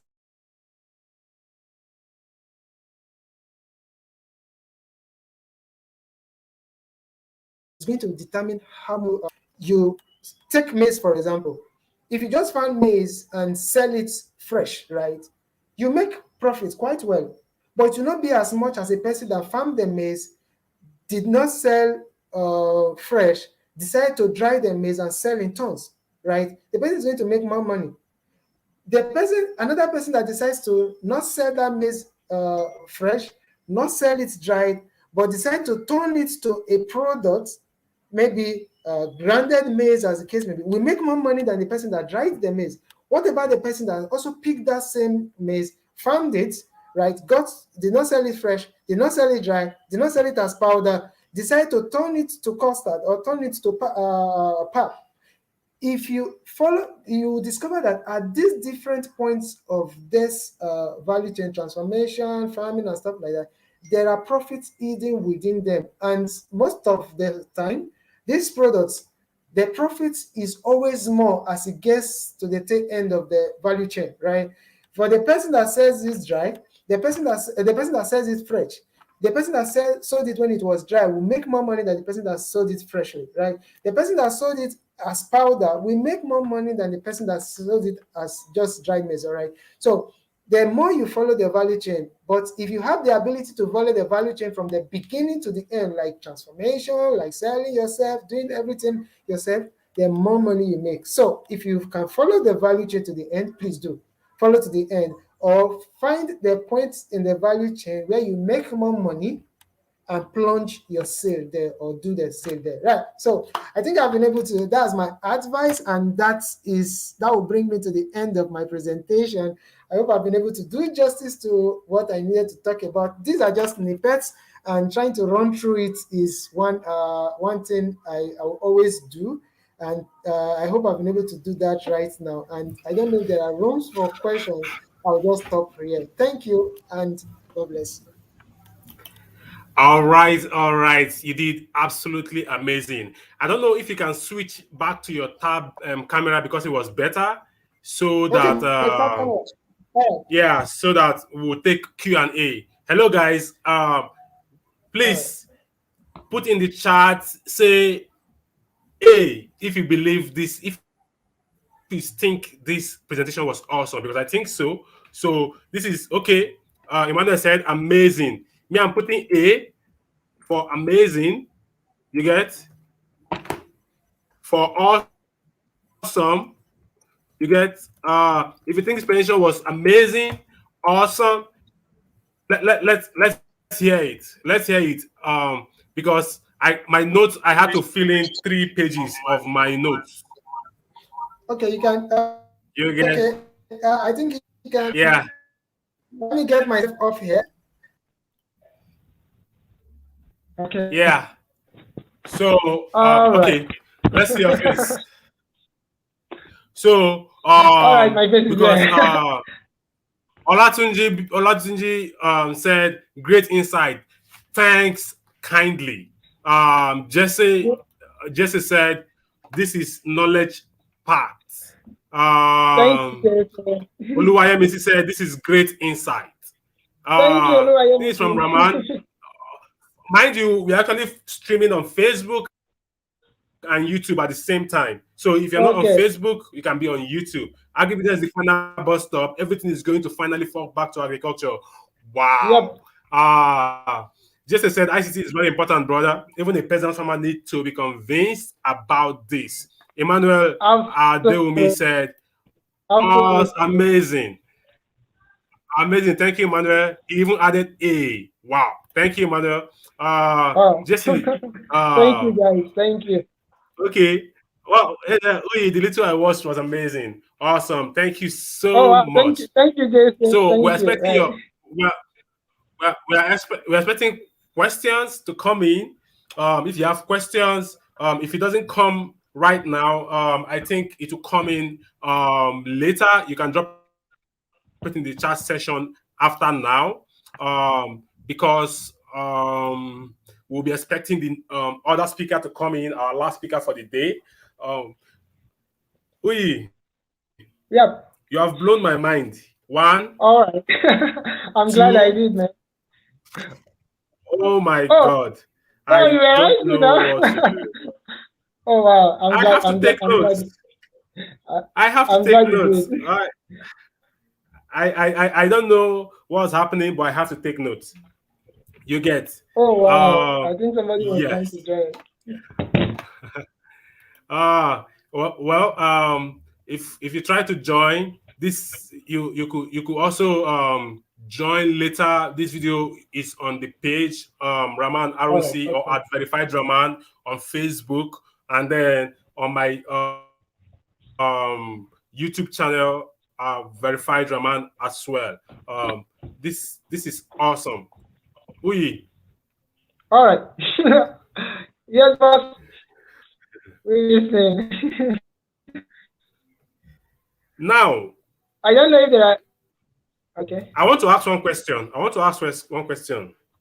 What's the minimum someone can invest? Let's say when you mentioned the mushroom farming,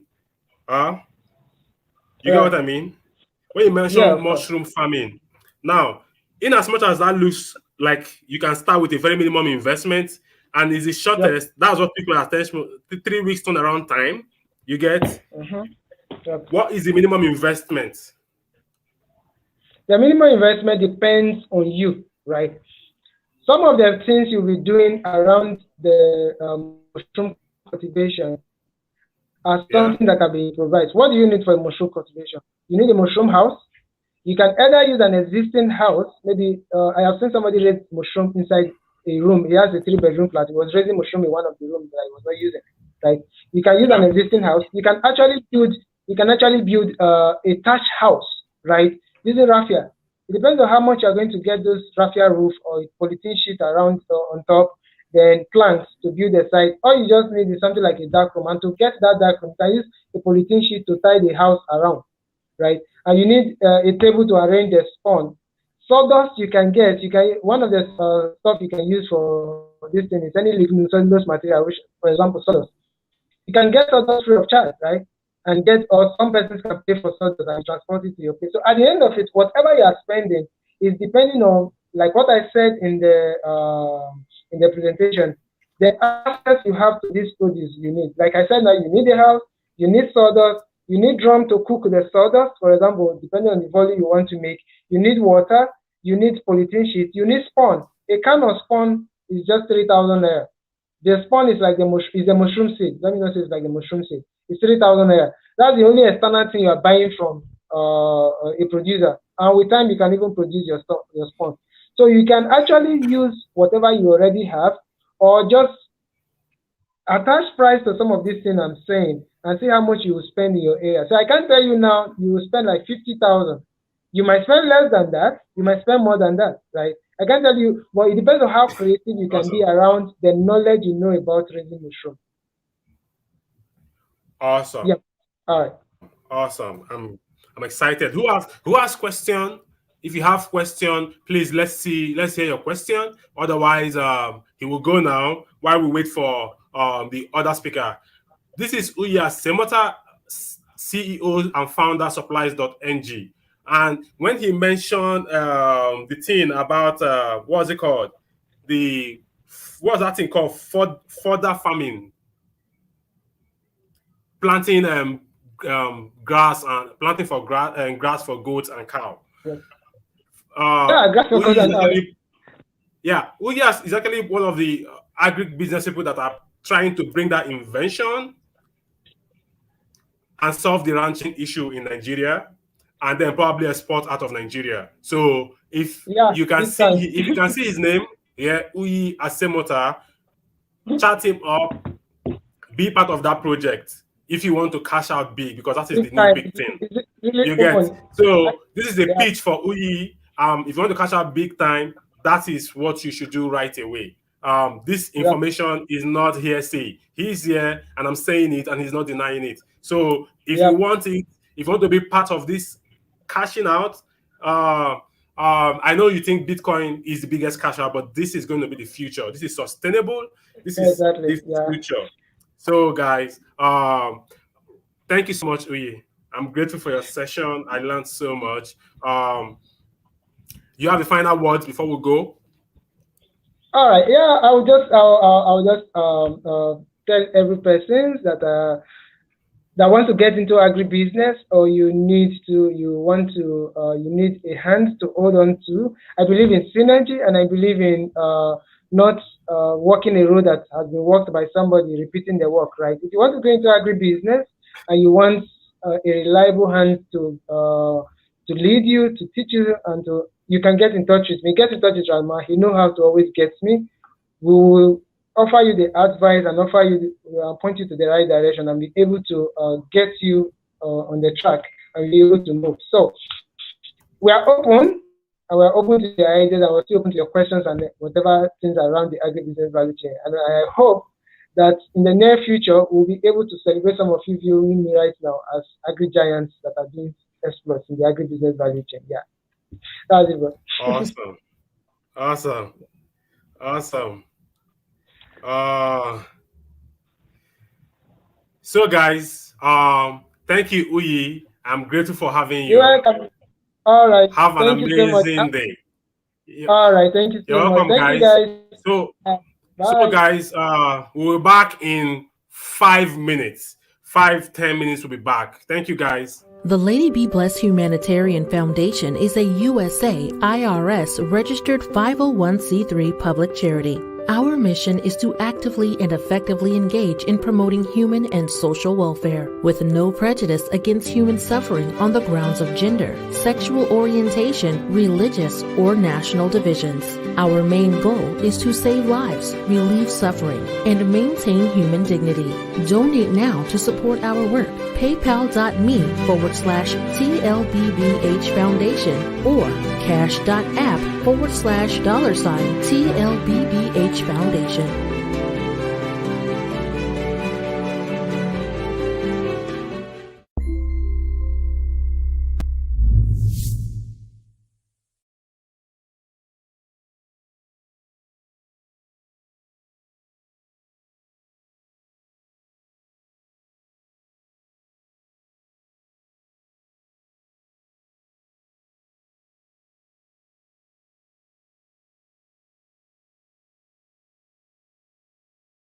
The Lady Be Blessed Humanitarian Foundation is a USA IRS registered 501c3 public charity.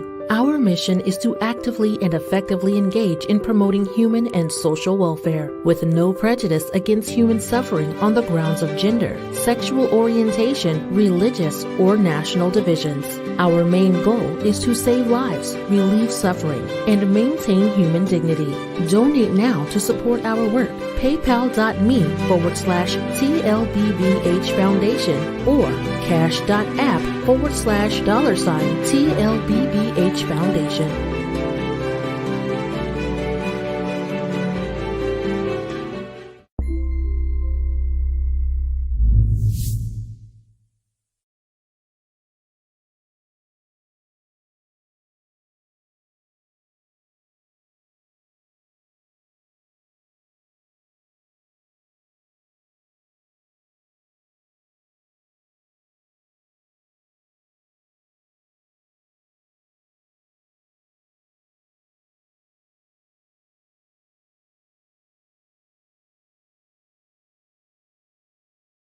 Come join Women Wednesdays with Lady Be Blessed, an empowering podcast spotlighting women in leadership. A weekly look at some amazing women leaders, mentors, role models, change makers, community advocates, presidents, CEOs, executive directors, and boss ladies. These women are women that lead. Every Wednesday, 3 p.m. Eastern Standard Time, streaming live, facebook.com/Lady Be Blessed, youtube.com/Lady Be Blessed. The Lady Be Blessed Humanitarian Foundation is a USA IRS registered 501c3 public charity. Our mission is to actively and effectively engage in promoting human and social welfare with no prejudice against human suffering on the grounds of gender, sexual orientation, religious, or national divisions. Our main goal is to save lives, relieve suffering, and maintain human dignity. Donate now to support our work. PayPal.me/TLBBH Foundation or cash.app/$TLBBH Foundation.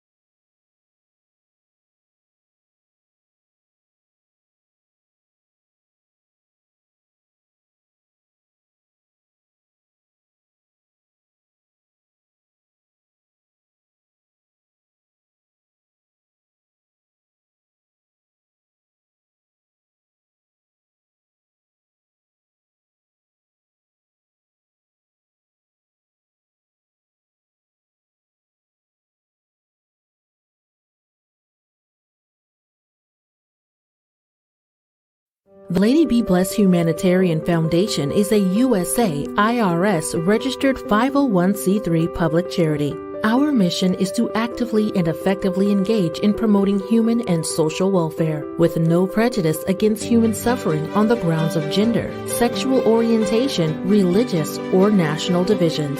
Our main goal is to save lives, relieve suffering, and maintain human dignity. Donate now to support our work.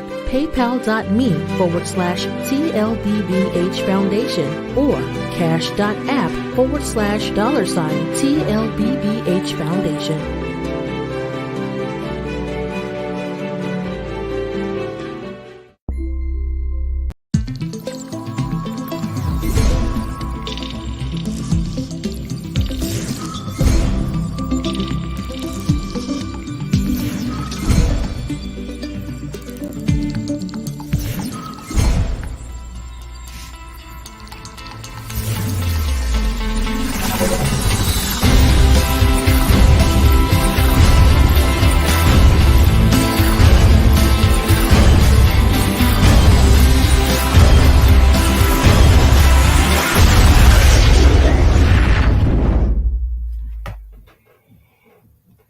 Wow, super amazing.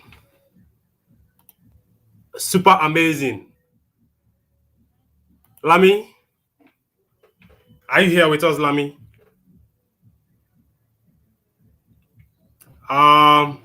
Okay, let me go backstage and bring Lami in. It looks like our camera is hanging.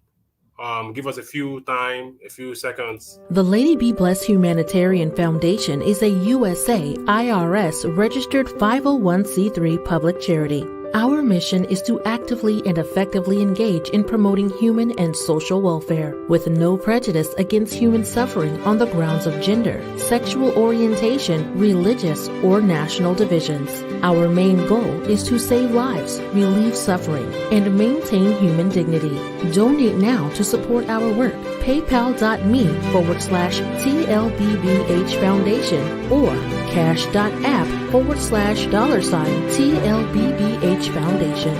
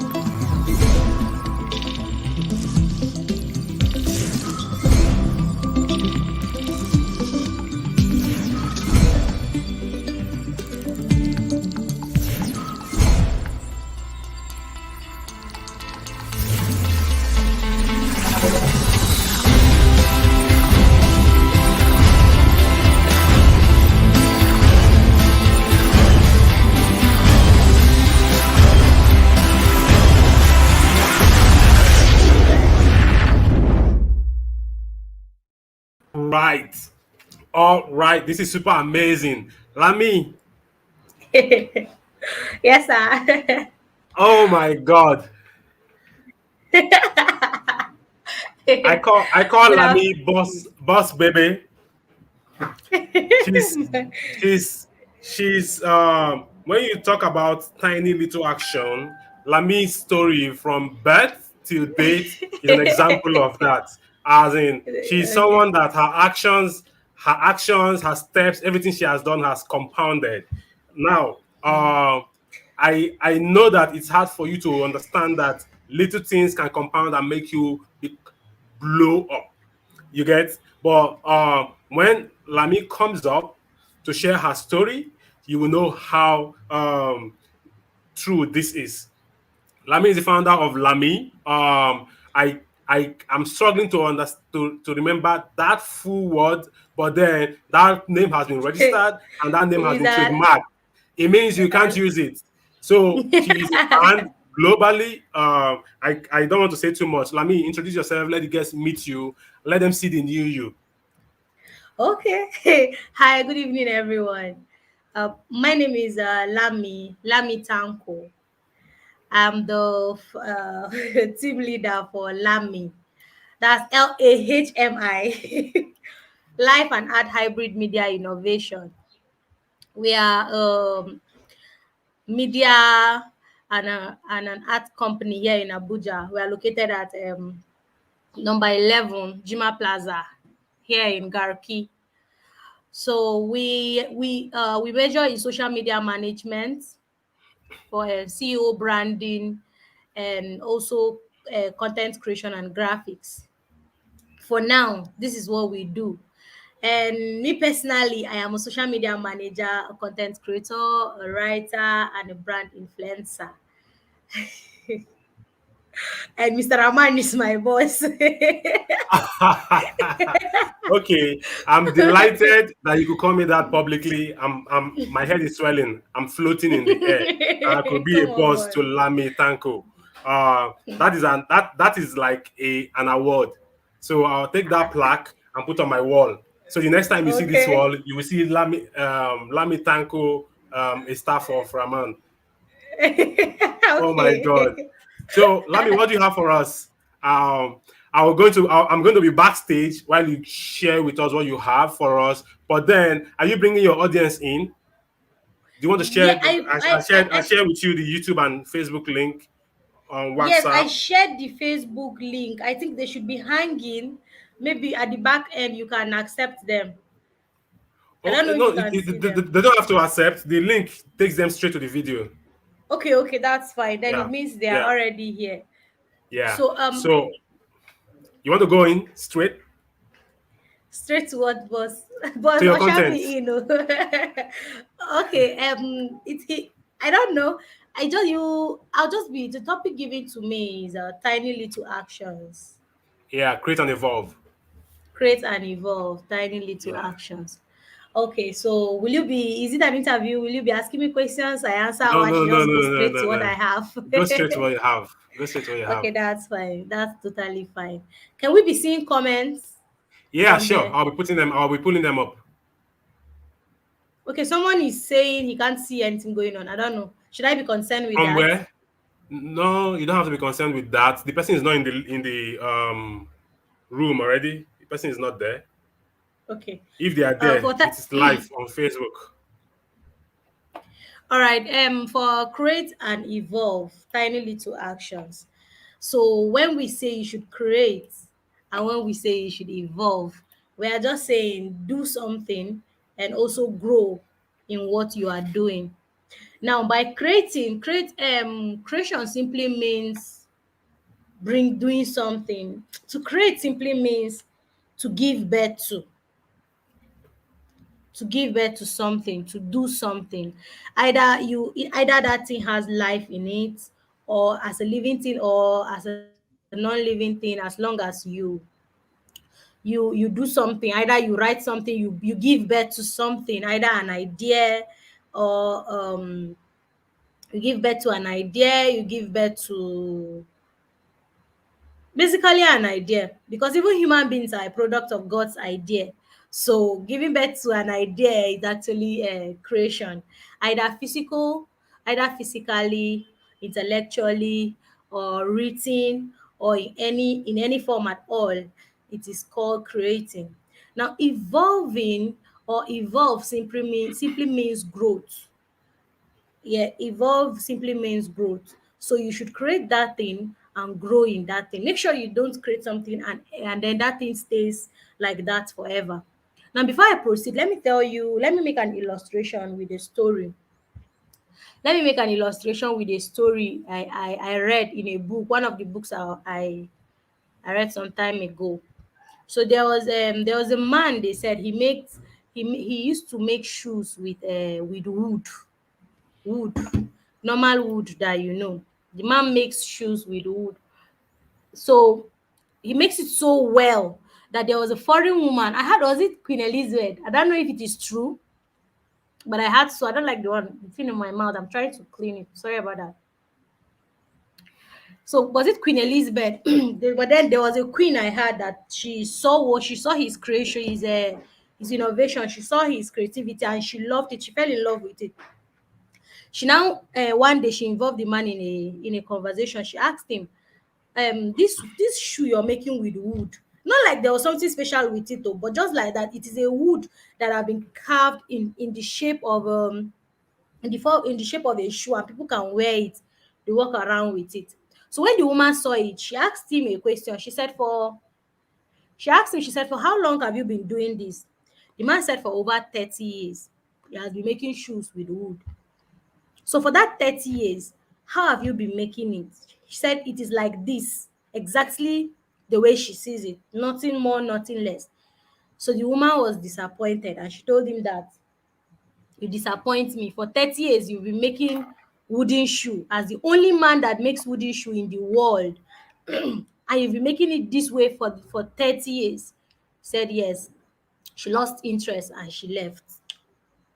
Now I'm telling you this story because when you create, it is only natural that you evolve in what you're creating.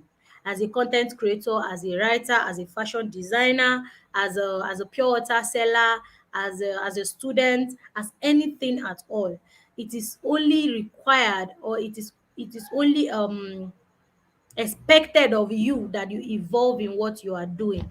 As the world is evolving, you should also evolve with the world, because you cannot tell us that you are a creator or a businessman and you will now be using that same model of business 50 years ago in 2021, and you want us to fall in love with what you're doing.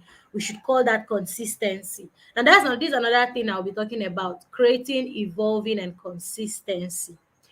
So consistency is not doing one thing in one way forever. No, it's just doing one thing. It's just being known for something. That is a consistency, just being known for something. But you must not do that one thing forever.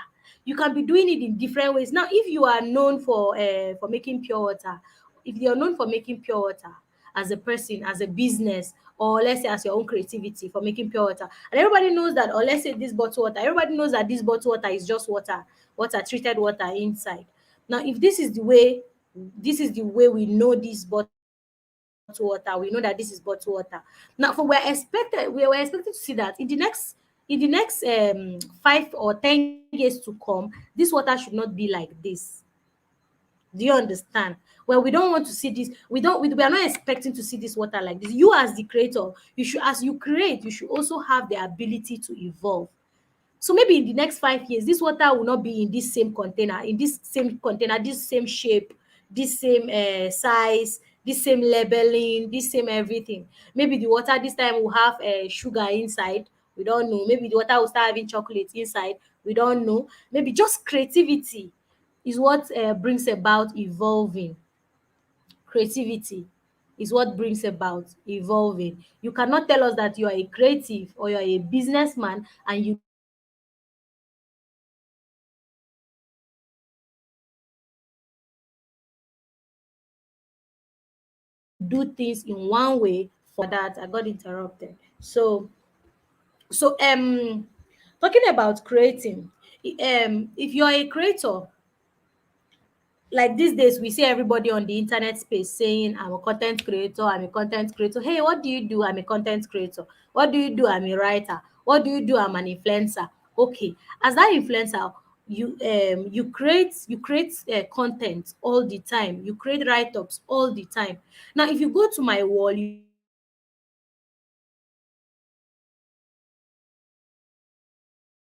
that I have I create a bond with my audience. So I know when they are bored. Hello, please let me call you, abeg. sorry, it's one of my team members. So we have we have we have as a content creator, you see that I know when my audience are bored. I know when they need a different kind of a kind of approach or a different kind of content. So now as a creator, if you have that spirit of evolving in you, you know when to change the game, you know when to change the beat of your drum, you know what to bring in and the required time to bring it in, and that is wisdom.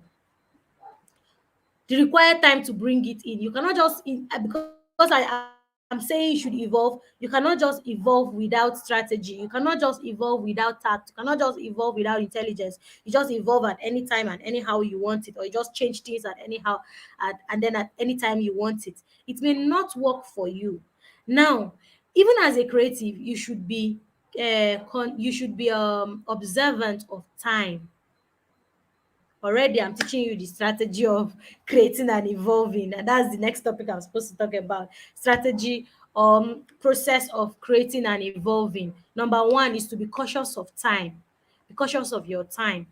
And I was making an example with myself. I said, as even as a content creator on my page, I know my audience so well because I've created that relationship with them. I know when to I know what content to bring at any time.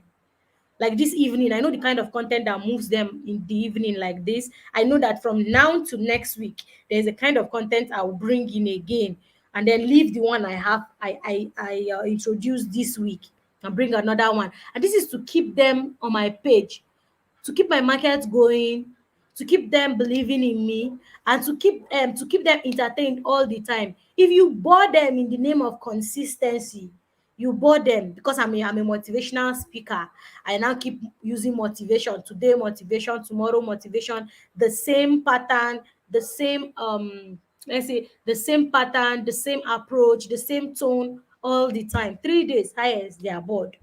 The next one, you see that your engagement rate is beginning to drop, and if you continue like that, you will lose visibility. And that is how it is even in the outside world, that there are a lot of competitions going on and people's attention is not steady. So as a businessman, or as a content creator, or as a creator yourself, you should be observant of the time. Know what to do, at what time to do it, and at what time to approach it. And that will give you a better understanding of your target market. All right. So time is what helps you, is one of the processes or the strategies of creating and evolving. Now the next is your target market, target audience, or target market. Now your target market or your target audience are the people you want to patronize you. Either you want them to patronize, you want them to talk about your business, you want them to see what you're doing, you want them to engage in your business. They are just people you are targeting. Now, as a business person or as a creator on the internet space or in the outside world, don't tell us that I just want to sell. And you just go out, you begin to sell, you begin to talk to just anybody, anyhow. It will not work for you. The first thing you do as a creator is to have a knowledge of the people you want to sell to, the people you want to talk to, the people you want to sell to, the people you want them to listen to you. And that is your target market. Now, this target market are divided into two: those who are your responsive market and those who are your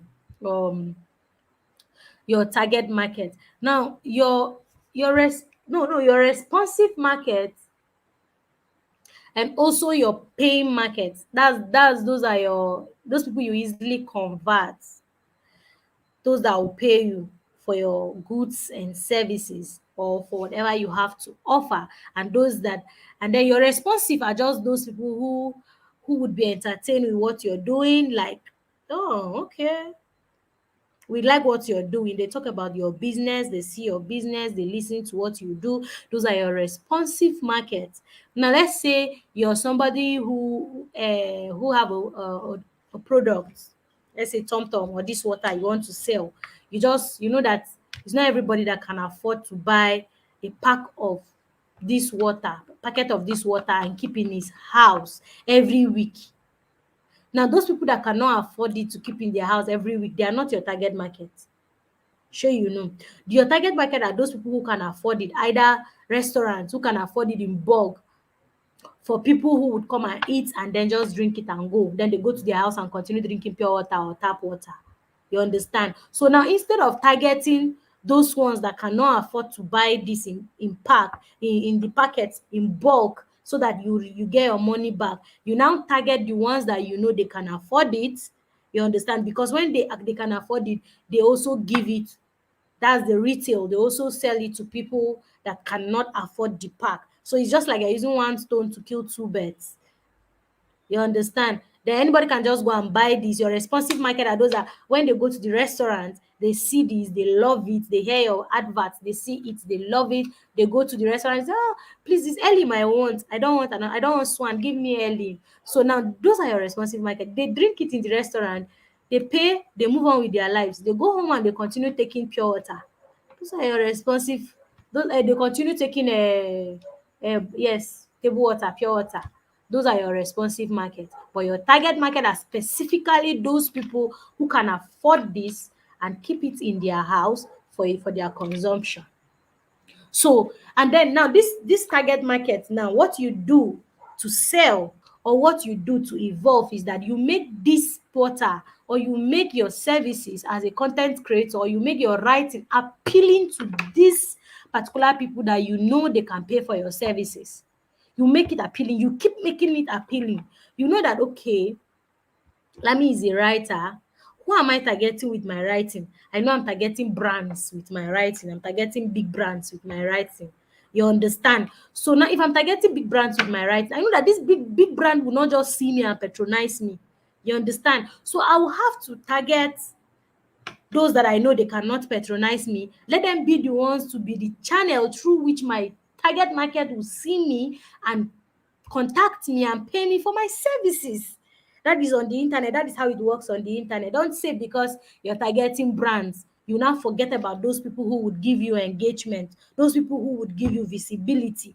Those people, you can easily convert them to paying clients. You understand? But since at the moment they cannot afford to patronize you, you now target them to, you use one content to target these people to engage and give you visibility, while you're targeting your own main target market, who you know they can pay you 500,000 naira, they can pay you 1 million naira for your services. So your target market, knowing your target market is very, very important in this case of creating and evolving. So now, how do you evolve to your target market? I told you about making your product or your services, or making your ideas always appealing to them. For example, this water. Well, okay, what determine your choice of creation for your target market is the environment. Number one is environment. You know that the kind of bread, for example, my boss will always make example with this. Now, you know that the kind of bread you see, let me make use of Maitama, let me make use of Abuja, people that know Abuja very well. You know that the kind of bread you see in Maraba in Abuja is not the same kind of bread you will see in Asokoro or you see in Maitama. They are not the same.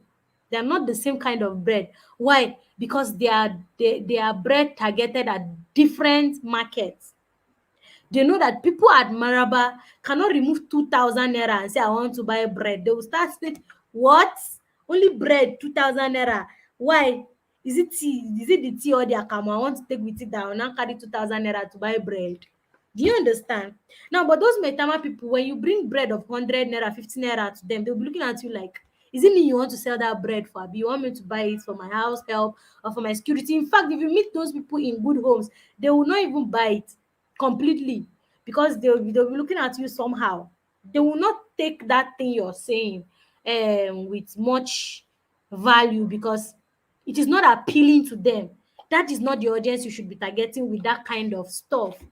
You understand? So the environment determine your creativity and your process of evolving. The environment. You know that what will I make a proper example so that you understand? Okay. You see, I've made example. Okay, yeah, very good example is bread. This Oasis bread, or let's say Chicken Republic. Chicken Republic. There was one I entered that there was bread, and there was this bread. I don't even know the name of the bread. It is same company producing that same bread, though. But when you go to down Yanya side, you will see the packaging of that bread is different than when you go to Asokoro or Maitama. You see that the packaging of that same bread you see is different. It even tastes different. Very good example is Coca-Cola. A very good example of targeting is Coca-Cola and Coke that you know. Coke does not taste the same everywhere. You know, the Coke you drink in Abuja does not taste the same with the Coke you drink in Jos or in Kano or in Sokoto. They are different because they know that the sugar level in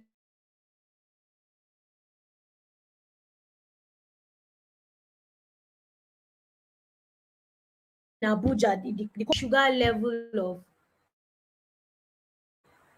of okay, sorry, is lower than the sugar level you get in Kano, Jos, or why? Because of the environment. They know that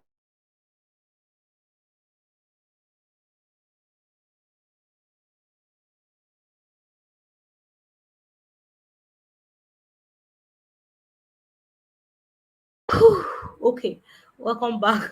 So they know that people in the far north consume a lot of sugar compared to people in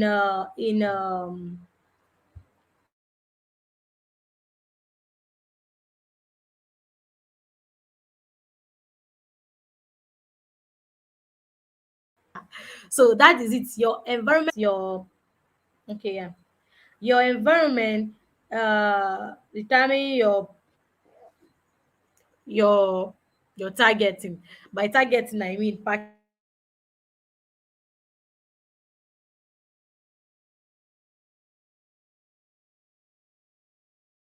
Getting brands. What kind of brand? Is it corporate brands? Your business network. If you're targeting brands with your write up as a writer on the internet space or as a content creator, you have to start speaking in the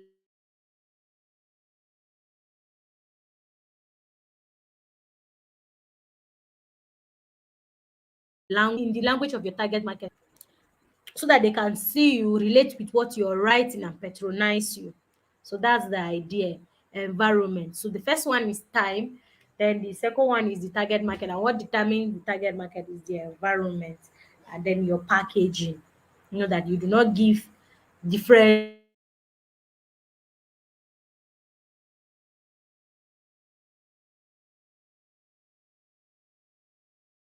corporate brands, you know that you have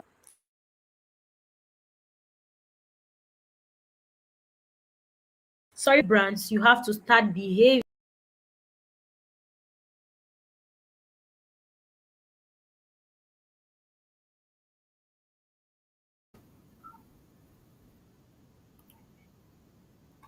Oh, I think our internet is troubling. She will come back soon in a minute. We're having a swell time we had there. I hope you understand we're in Nigeria. If internet doesn't go bad, NEPA will hit. If NEPA doesn't hit, someone that is seeing you online knows that you're online will be trying to call you and keep distracting. Uh, those are natural. They naturally just happen. I'm bringing her back in. Okay, you're back, Lami. yeah, okay, thank you. Sorry, the network is very, very messy today. Yeah, this is Sorry about Nigeria. It's that. normal. Okay, so let's continue, yeah. Great, great. Let's continue. Okay, all right. So if you're targeting I was saying that if you are targeting the corporate market or the corporate brands, corporate environment, corporate people, you have to start talking as a corporate person, start talking in the language of corporate people and in the language of a corporate person so that they will see you, understand you, relate with what you're doing, and patronize you. Now, how do you do this well? When you divide your target market into, when you know their the environment one, then you know their personality, the way they behave. You know that, okay, if you're targeting corporate market, you know that corporate market are people, let's say, they go to the office early in the morning. So what do they need early in the morning? Do they need breakfast? Do they take breakfast at home, or they take breakfast at work? If they take breakfast at home and they take breakfast at work, you have to provide a solution to their problem of those that are busy and cannot take breakfast at home, and also provide the solution for those that will just eat breakfast in peace at home. I don't know, you just have to understand your people well, so that you approach them in a way that they can understand you, relate with you, and patronize you. And that's just that for that. Then in evolving, the tiny little actions in evolving is number one. The very tiny one is to just create.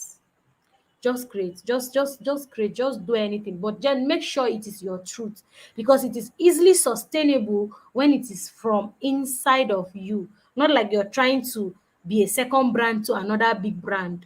Let's say you're not trying to copy another person or copy another business. You are allowed to model other businesses or other people, but you are not allowed to copy them, because your originality is not easily sustainable when you copy. You cannot easily sustain anything you copy. It is not from you.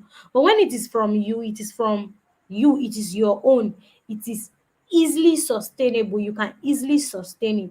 You in fact, the originality speaks for itself. You understand? So just create. Now, when you start creating, you start targeting. You understand?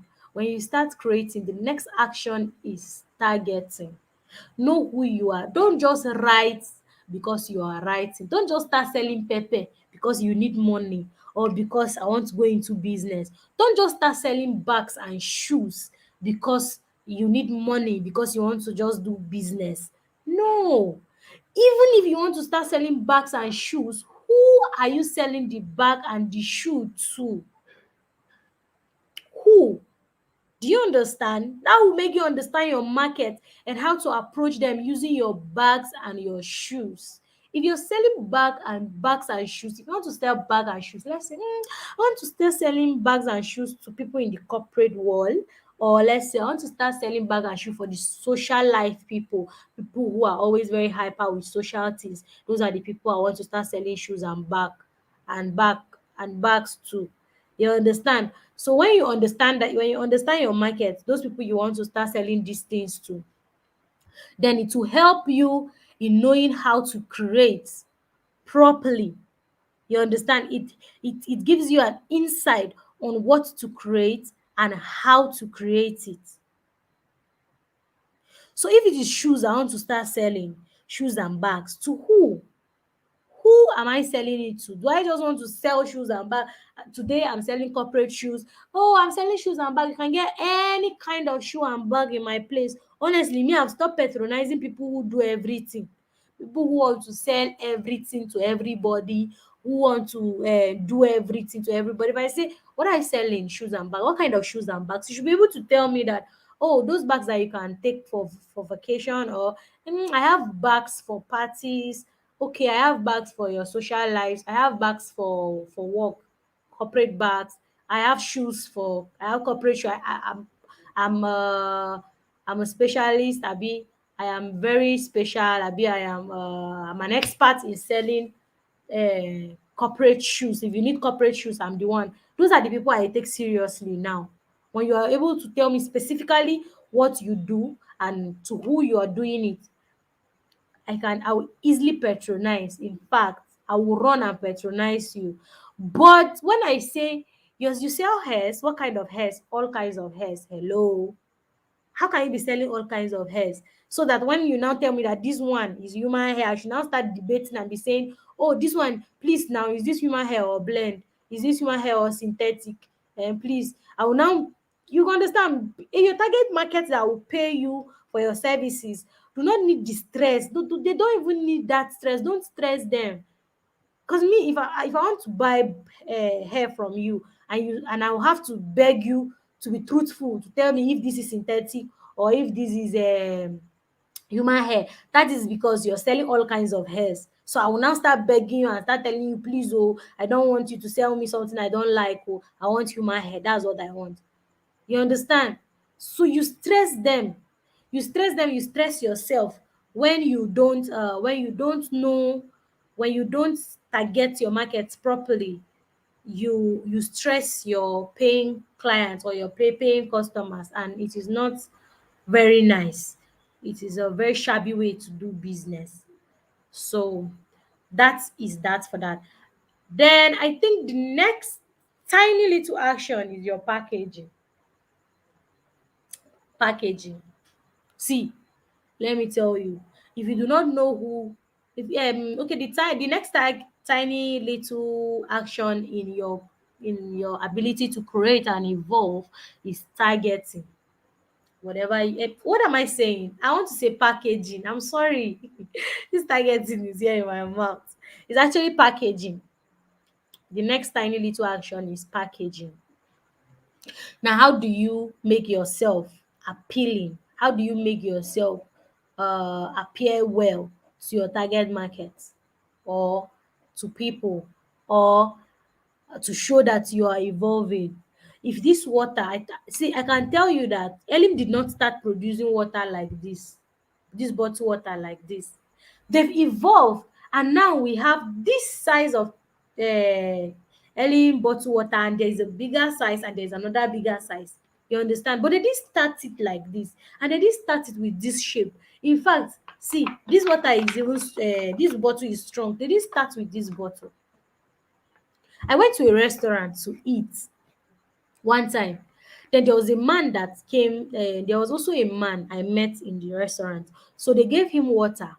It wasn't Elim. They gave him water in one product, one brand of water. They gave him the water. Now their container is not strong like this. It's not stable like this. It's not stable like this. When you keep it on the table, it falls. When you keep it on the table, it falls. The man started shouting. He was like, why would you give me this kind of water? It's looking like the water have spoiled. Why is water not standing? Why is the water always falling? The man was just screaming in the restaurant. You understand? Now, this brand, that man is obviously not their target market. And I didn't know who they are targeting with that kind of packaging they did. I don't know who they are targeting with that kind of packaging, because the water doesn't even stand. The water will just fall. The water will just fall. And you, as a business person or as a creator, you buy that kind of water and you keep in your restaurant, and you know that your restaurant is where maybe the person did not define her market, because if she knows that there are executive people who will be coming to your restaurant, they will not want to see that kind of packaging, you serving them with anything with that kind of packaging. Then we insult the hell out of you. And that was what demanded. He insulted her. How would you serve me water with this kind of bottle that doesn't stand, this kind of bottle that doesn't do what? So I don't know who that brand is targeting with that kind of packaging of their water. But you, as a creator, you must always evolve in your packaging. That's why you see that on the internet space, they always advise that go and take studio pictures, take nice pictures, take clean pictures, post it. Why? Why are they always saying that? So that whatever you have to say, let it be appealing to whoever is listening to you. And that is how you keep creating and you keep evolving. You know that, okay, you know that if you go back to what you used to do before, if you're someone like 5 years ago, you've been producing the same thing the same way. You started as a brand, you're doing the same thing the same way, the same look, the same approach, the same everything. You are not evolving. And it is a crime to creators. You're not supposed to be a creator. You're not supposed to be a business person if you continue doing one thing, one way, one approach, one strategy forever, and that thing will not grow. You're suffering that business, you're suffering that your creativity, you're suffering that your ability to be big. You're stopping it from growing, and it is a crime. You should not be among creators. That's the honest truth. So look at yourself well. Look at your packaging. Have you been doing this thing one way forever? Make sure you do it better next time. So If you have any question, you can just drop your questions on the comment section. We are going to get it. And for now, I think I am almost done. I'm even done with what I have for you today. So if there is any comments, compliment, question, suggestion, or anything, you can just put it forward. I will get it from here. Thank you so much. Oh, Lami, Yes, sir. thank you. I was busy writing the last thing you said. Okay. And I have to share it on the screen. Hold on, hold on, hold on, hold on. It's coming. It's coming, and it has come. So whatever you have to Oh, okay, say, okay. make sure it is appealing to whomever you are saying it to. You said? Whatever you have, like, look at it on the screen. Whatever you Okay. have to say, make sure it is appealing to whomever you are saying it to. Yeah, yeah. Yeah. So that is in your packaging. That is what most of us call branding. How we look, how we show up ourselves. Lami, you are so much. Mwachuku Onyema said, packaging, make your products attractive to your target market. Thank you, Lami. Yeah. Yeah, yeah, she's right. Uh, She's right. yeah. When you were talking about the environment, Lady B. Bless said, oh, fact, even here in the US, that's the case. Your Yeah, it environment determines determines what what's marketed to you. So wherever you true. stay, be ready to be sold to at that level. You get? Yes, yeah. I'm expecting questions. Alex says interesting, quite insightful. Oh, Um, Alex Peter. Lady B. Bless said again, time is your most valuable asset. Yeah, Uh, she's right. then there's a quote you said, as you create, it is only natural that you evolve in what you're doing. Awesome, awesome, awesome. Like I said before, start sending in your questions before we go offline. Lami is our third and last speaker for the Evolve Code Summit for 2021. If you have questions, you can come in. You can send in your questions later. It will get to her. Lami is a brand expert. Um, I noticed she's been working with only international brands these days. Um, if you don't have if you don't have deep pockets, you cannot employ her. But like she said, she has her responsive audience and she has her paying audience. You can go to her Yeah. page and you learn a whole lot. Just looking at how she writes, you can learn from that. And what she's saying, there's something she said again earlier. You cannot easily sustain anything that you copy. You get whatever you copy, you can easily sustain. There's what we call modeling. You can model and learn how Yes. to write and learn the structures of writing, but copying, you can't sustain it because it will show up of you. People will see that you're copying, you're trying to be somebody else. Even you will see it for yourself. It's like selling something you do not trust. You get or you don't Yes. understand. Mm. People will just know there's something off and then they don't buy. And you're wondering why are they not buying from you. You get so Lami, thank you so much. I'm grateful for showing up. What you are sharing is amazing. Even this summit, I've said this thing over and over. This summit itself is a tiny little action. It was evolving Yes. gradually in just 3 days, Mm. and it has compounded and it has grown this big. I wasn't expecting it, and I'm grateful for it. I'm grateful for all the speakers that have shown that have come to share one thing or the other. And today, that final day Mm. has just been tactical from the first speaker, second speaker, and the third speaker, you Lami. You guys have been sharing practical information. I was hearing my voice in there. So is there a final thing you want to say to the audience before we go? Okay, I don't have much to say. I just want to say that in whatever you do, just have the insight to evolve. Just have that, Awesome. and then you trust your process, and the process is the evolving. Yeah. Evolving is not a destination. Evolve is not a destination. It's a process. So you have That's to true. trust that process, watch it, and see yourself going. So there is no destination to evolving. There is no destination. You can take break, Awesome. you can take break to strategize, energize, or do anything, but you are not allowed to rest, to just abandon it. You're allowed to. Okay. Machuku Onyema sent a question. She said, my question is this: starting a business is my problem. The fear of failure is stopping me from starting the business I want to. Please, how do I overcome this fear and start? Mm. The fear alone should even ginger you to start. Because if you're not scared of it, you will not start it. See, if you're not Yeah. scared of it, but that thing is not good. It's not big.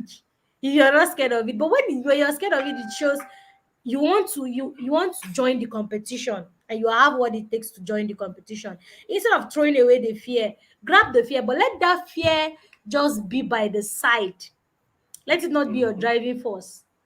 Because if you're scared of failure, you will not do anything. And because failure is constant, as much as change is constant, failure is constant. You must fail, and that's why you need to evolve. Yeah, that's You correct. understand? If you don't fail at the end, there is no point of evolving. Mm-hmm. In fact, the Mm-hmm. word evolving will not even be there. Will not even have That's the word true. evolving. So why you need Yeah. to evolve is because you need to fail. Mm-hmm. So I You think get, so just start it. to even add to that, the person doesn't have fear. The person the person is suffering from judgment. What will people say? Exactly, So exactly. if And it's I hope only she knows. judgment, yeah, go on, uh, go on. I hope she knows that those people that have something to say are actually people who want you to, who want you to, let's say maybe you're not talking to them well. They love what Yeah. you're doing, but you're not approaching them in their language. You Mm-hmm. understand? So Yeah. instead of getting scared of it, try to understand them. Like they are saying why your writing is whack. I've heard that before, but I did not stop me from writing. When I started, somebody even said he cannot even read up to 2 lines of my writing. That my writing is very boring. But this person now, if I make a post, the first 5 comments is his comments. I Awesome. did not stop, just that the person loved what I was writing, but it was not in the language he understood. You Yeah, understand? But I was that's still true. consistent, but I kept evolving to a point that I now started approaching him and some and many others in the way they love to be approached. Yeah. And now So they patronize, they recommend you, they pay for your services. So you yeah, just have to fail. Failing is yeah, there. yeah. The fear actually should be the thing that moves you, that drives you. Sure, sure. It's like watching a horror movie. Even though we are scared of the movie, we still see it to the end. So the fear You should cannot drive you. stop. But what is Yeah. keeping this person is judgment of what will Yeah. people say. And then when you bring your Yeah. product out. So for me, if you are um you know afraid of being judged for selling a particular product, don't go into it in the first place. Leave that product for something else that you can do and be proud of. But then don't be afraid of judgment. Um, if you're afraid of judgment, you will never start because people will definitely judge you. Not everybody will And I like you. think I think one thing that normally bring this kind of fear, as she said it, is because there is somebody they keep as a measurement to what they can do. So Yeah, if imagine that somebody is now keeping me as his own measurement of doing well because I'm doing well in my own field, then another creative writer or another content creator will look at me as his own measurement. So if he, yeah, as that person is just starting and that person is comparing his own starting and my own evolving that I've started since that I've evolved, you understand? He begins to fear that if I see his own, I will not approve. Forget that yeah, I've been following my own process of evolving before I reach where I am today. You yeah. understand? So that's No, mostly where this kind you of don't fear need is you coming don't need validation from anybody. at all. Yeah, you don't need At all. validation. You can only look at somebody as a role model and model Mm, them, but you don't need their validation because nobody's at seeing all. you in the real Yeah. sense. So we are expecting more question. Machuku Onyema, I hope we try to answer your question. We may not be able to go deep into it. Lami actually takes consultation. So when you chat her up, she will give you her price for her consultation. Um, that's that so that you can get the absolute result from that. You get, but at the stage where you are right now, you should stop seeking validation. You should stop looking for approval.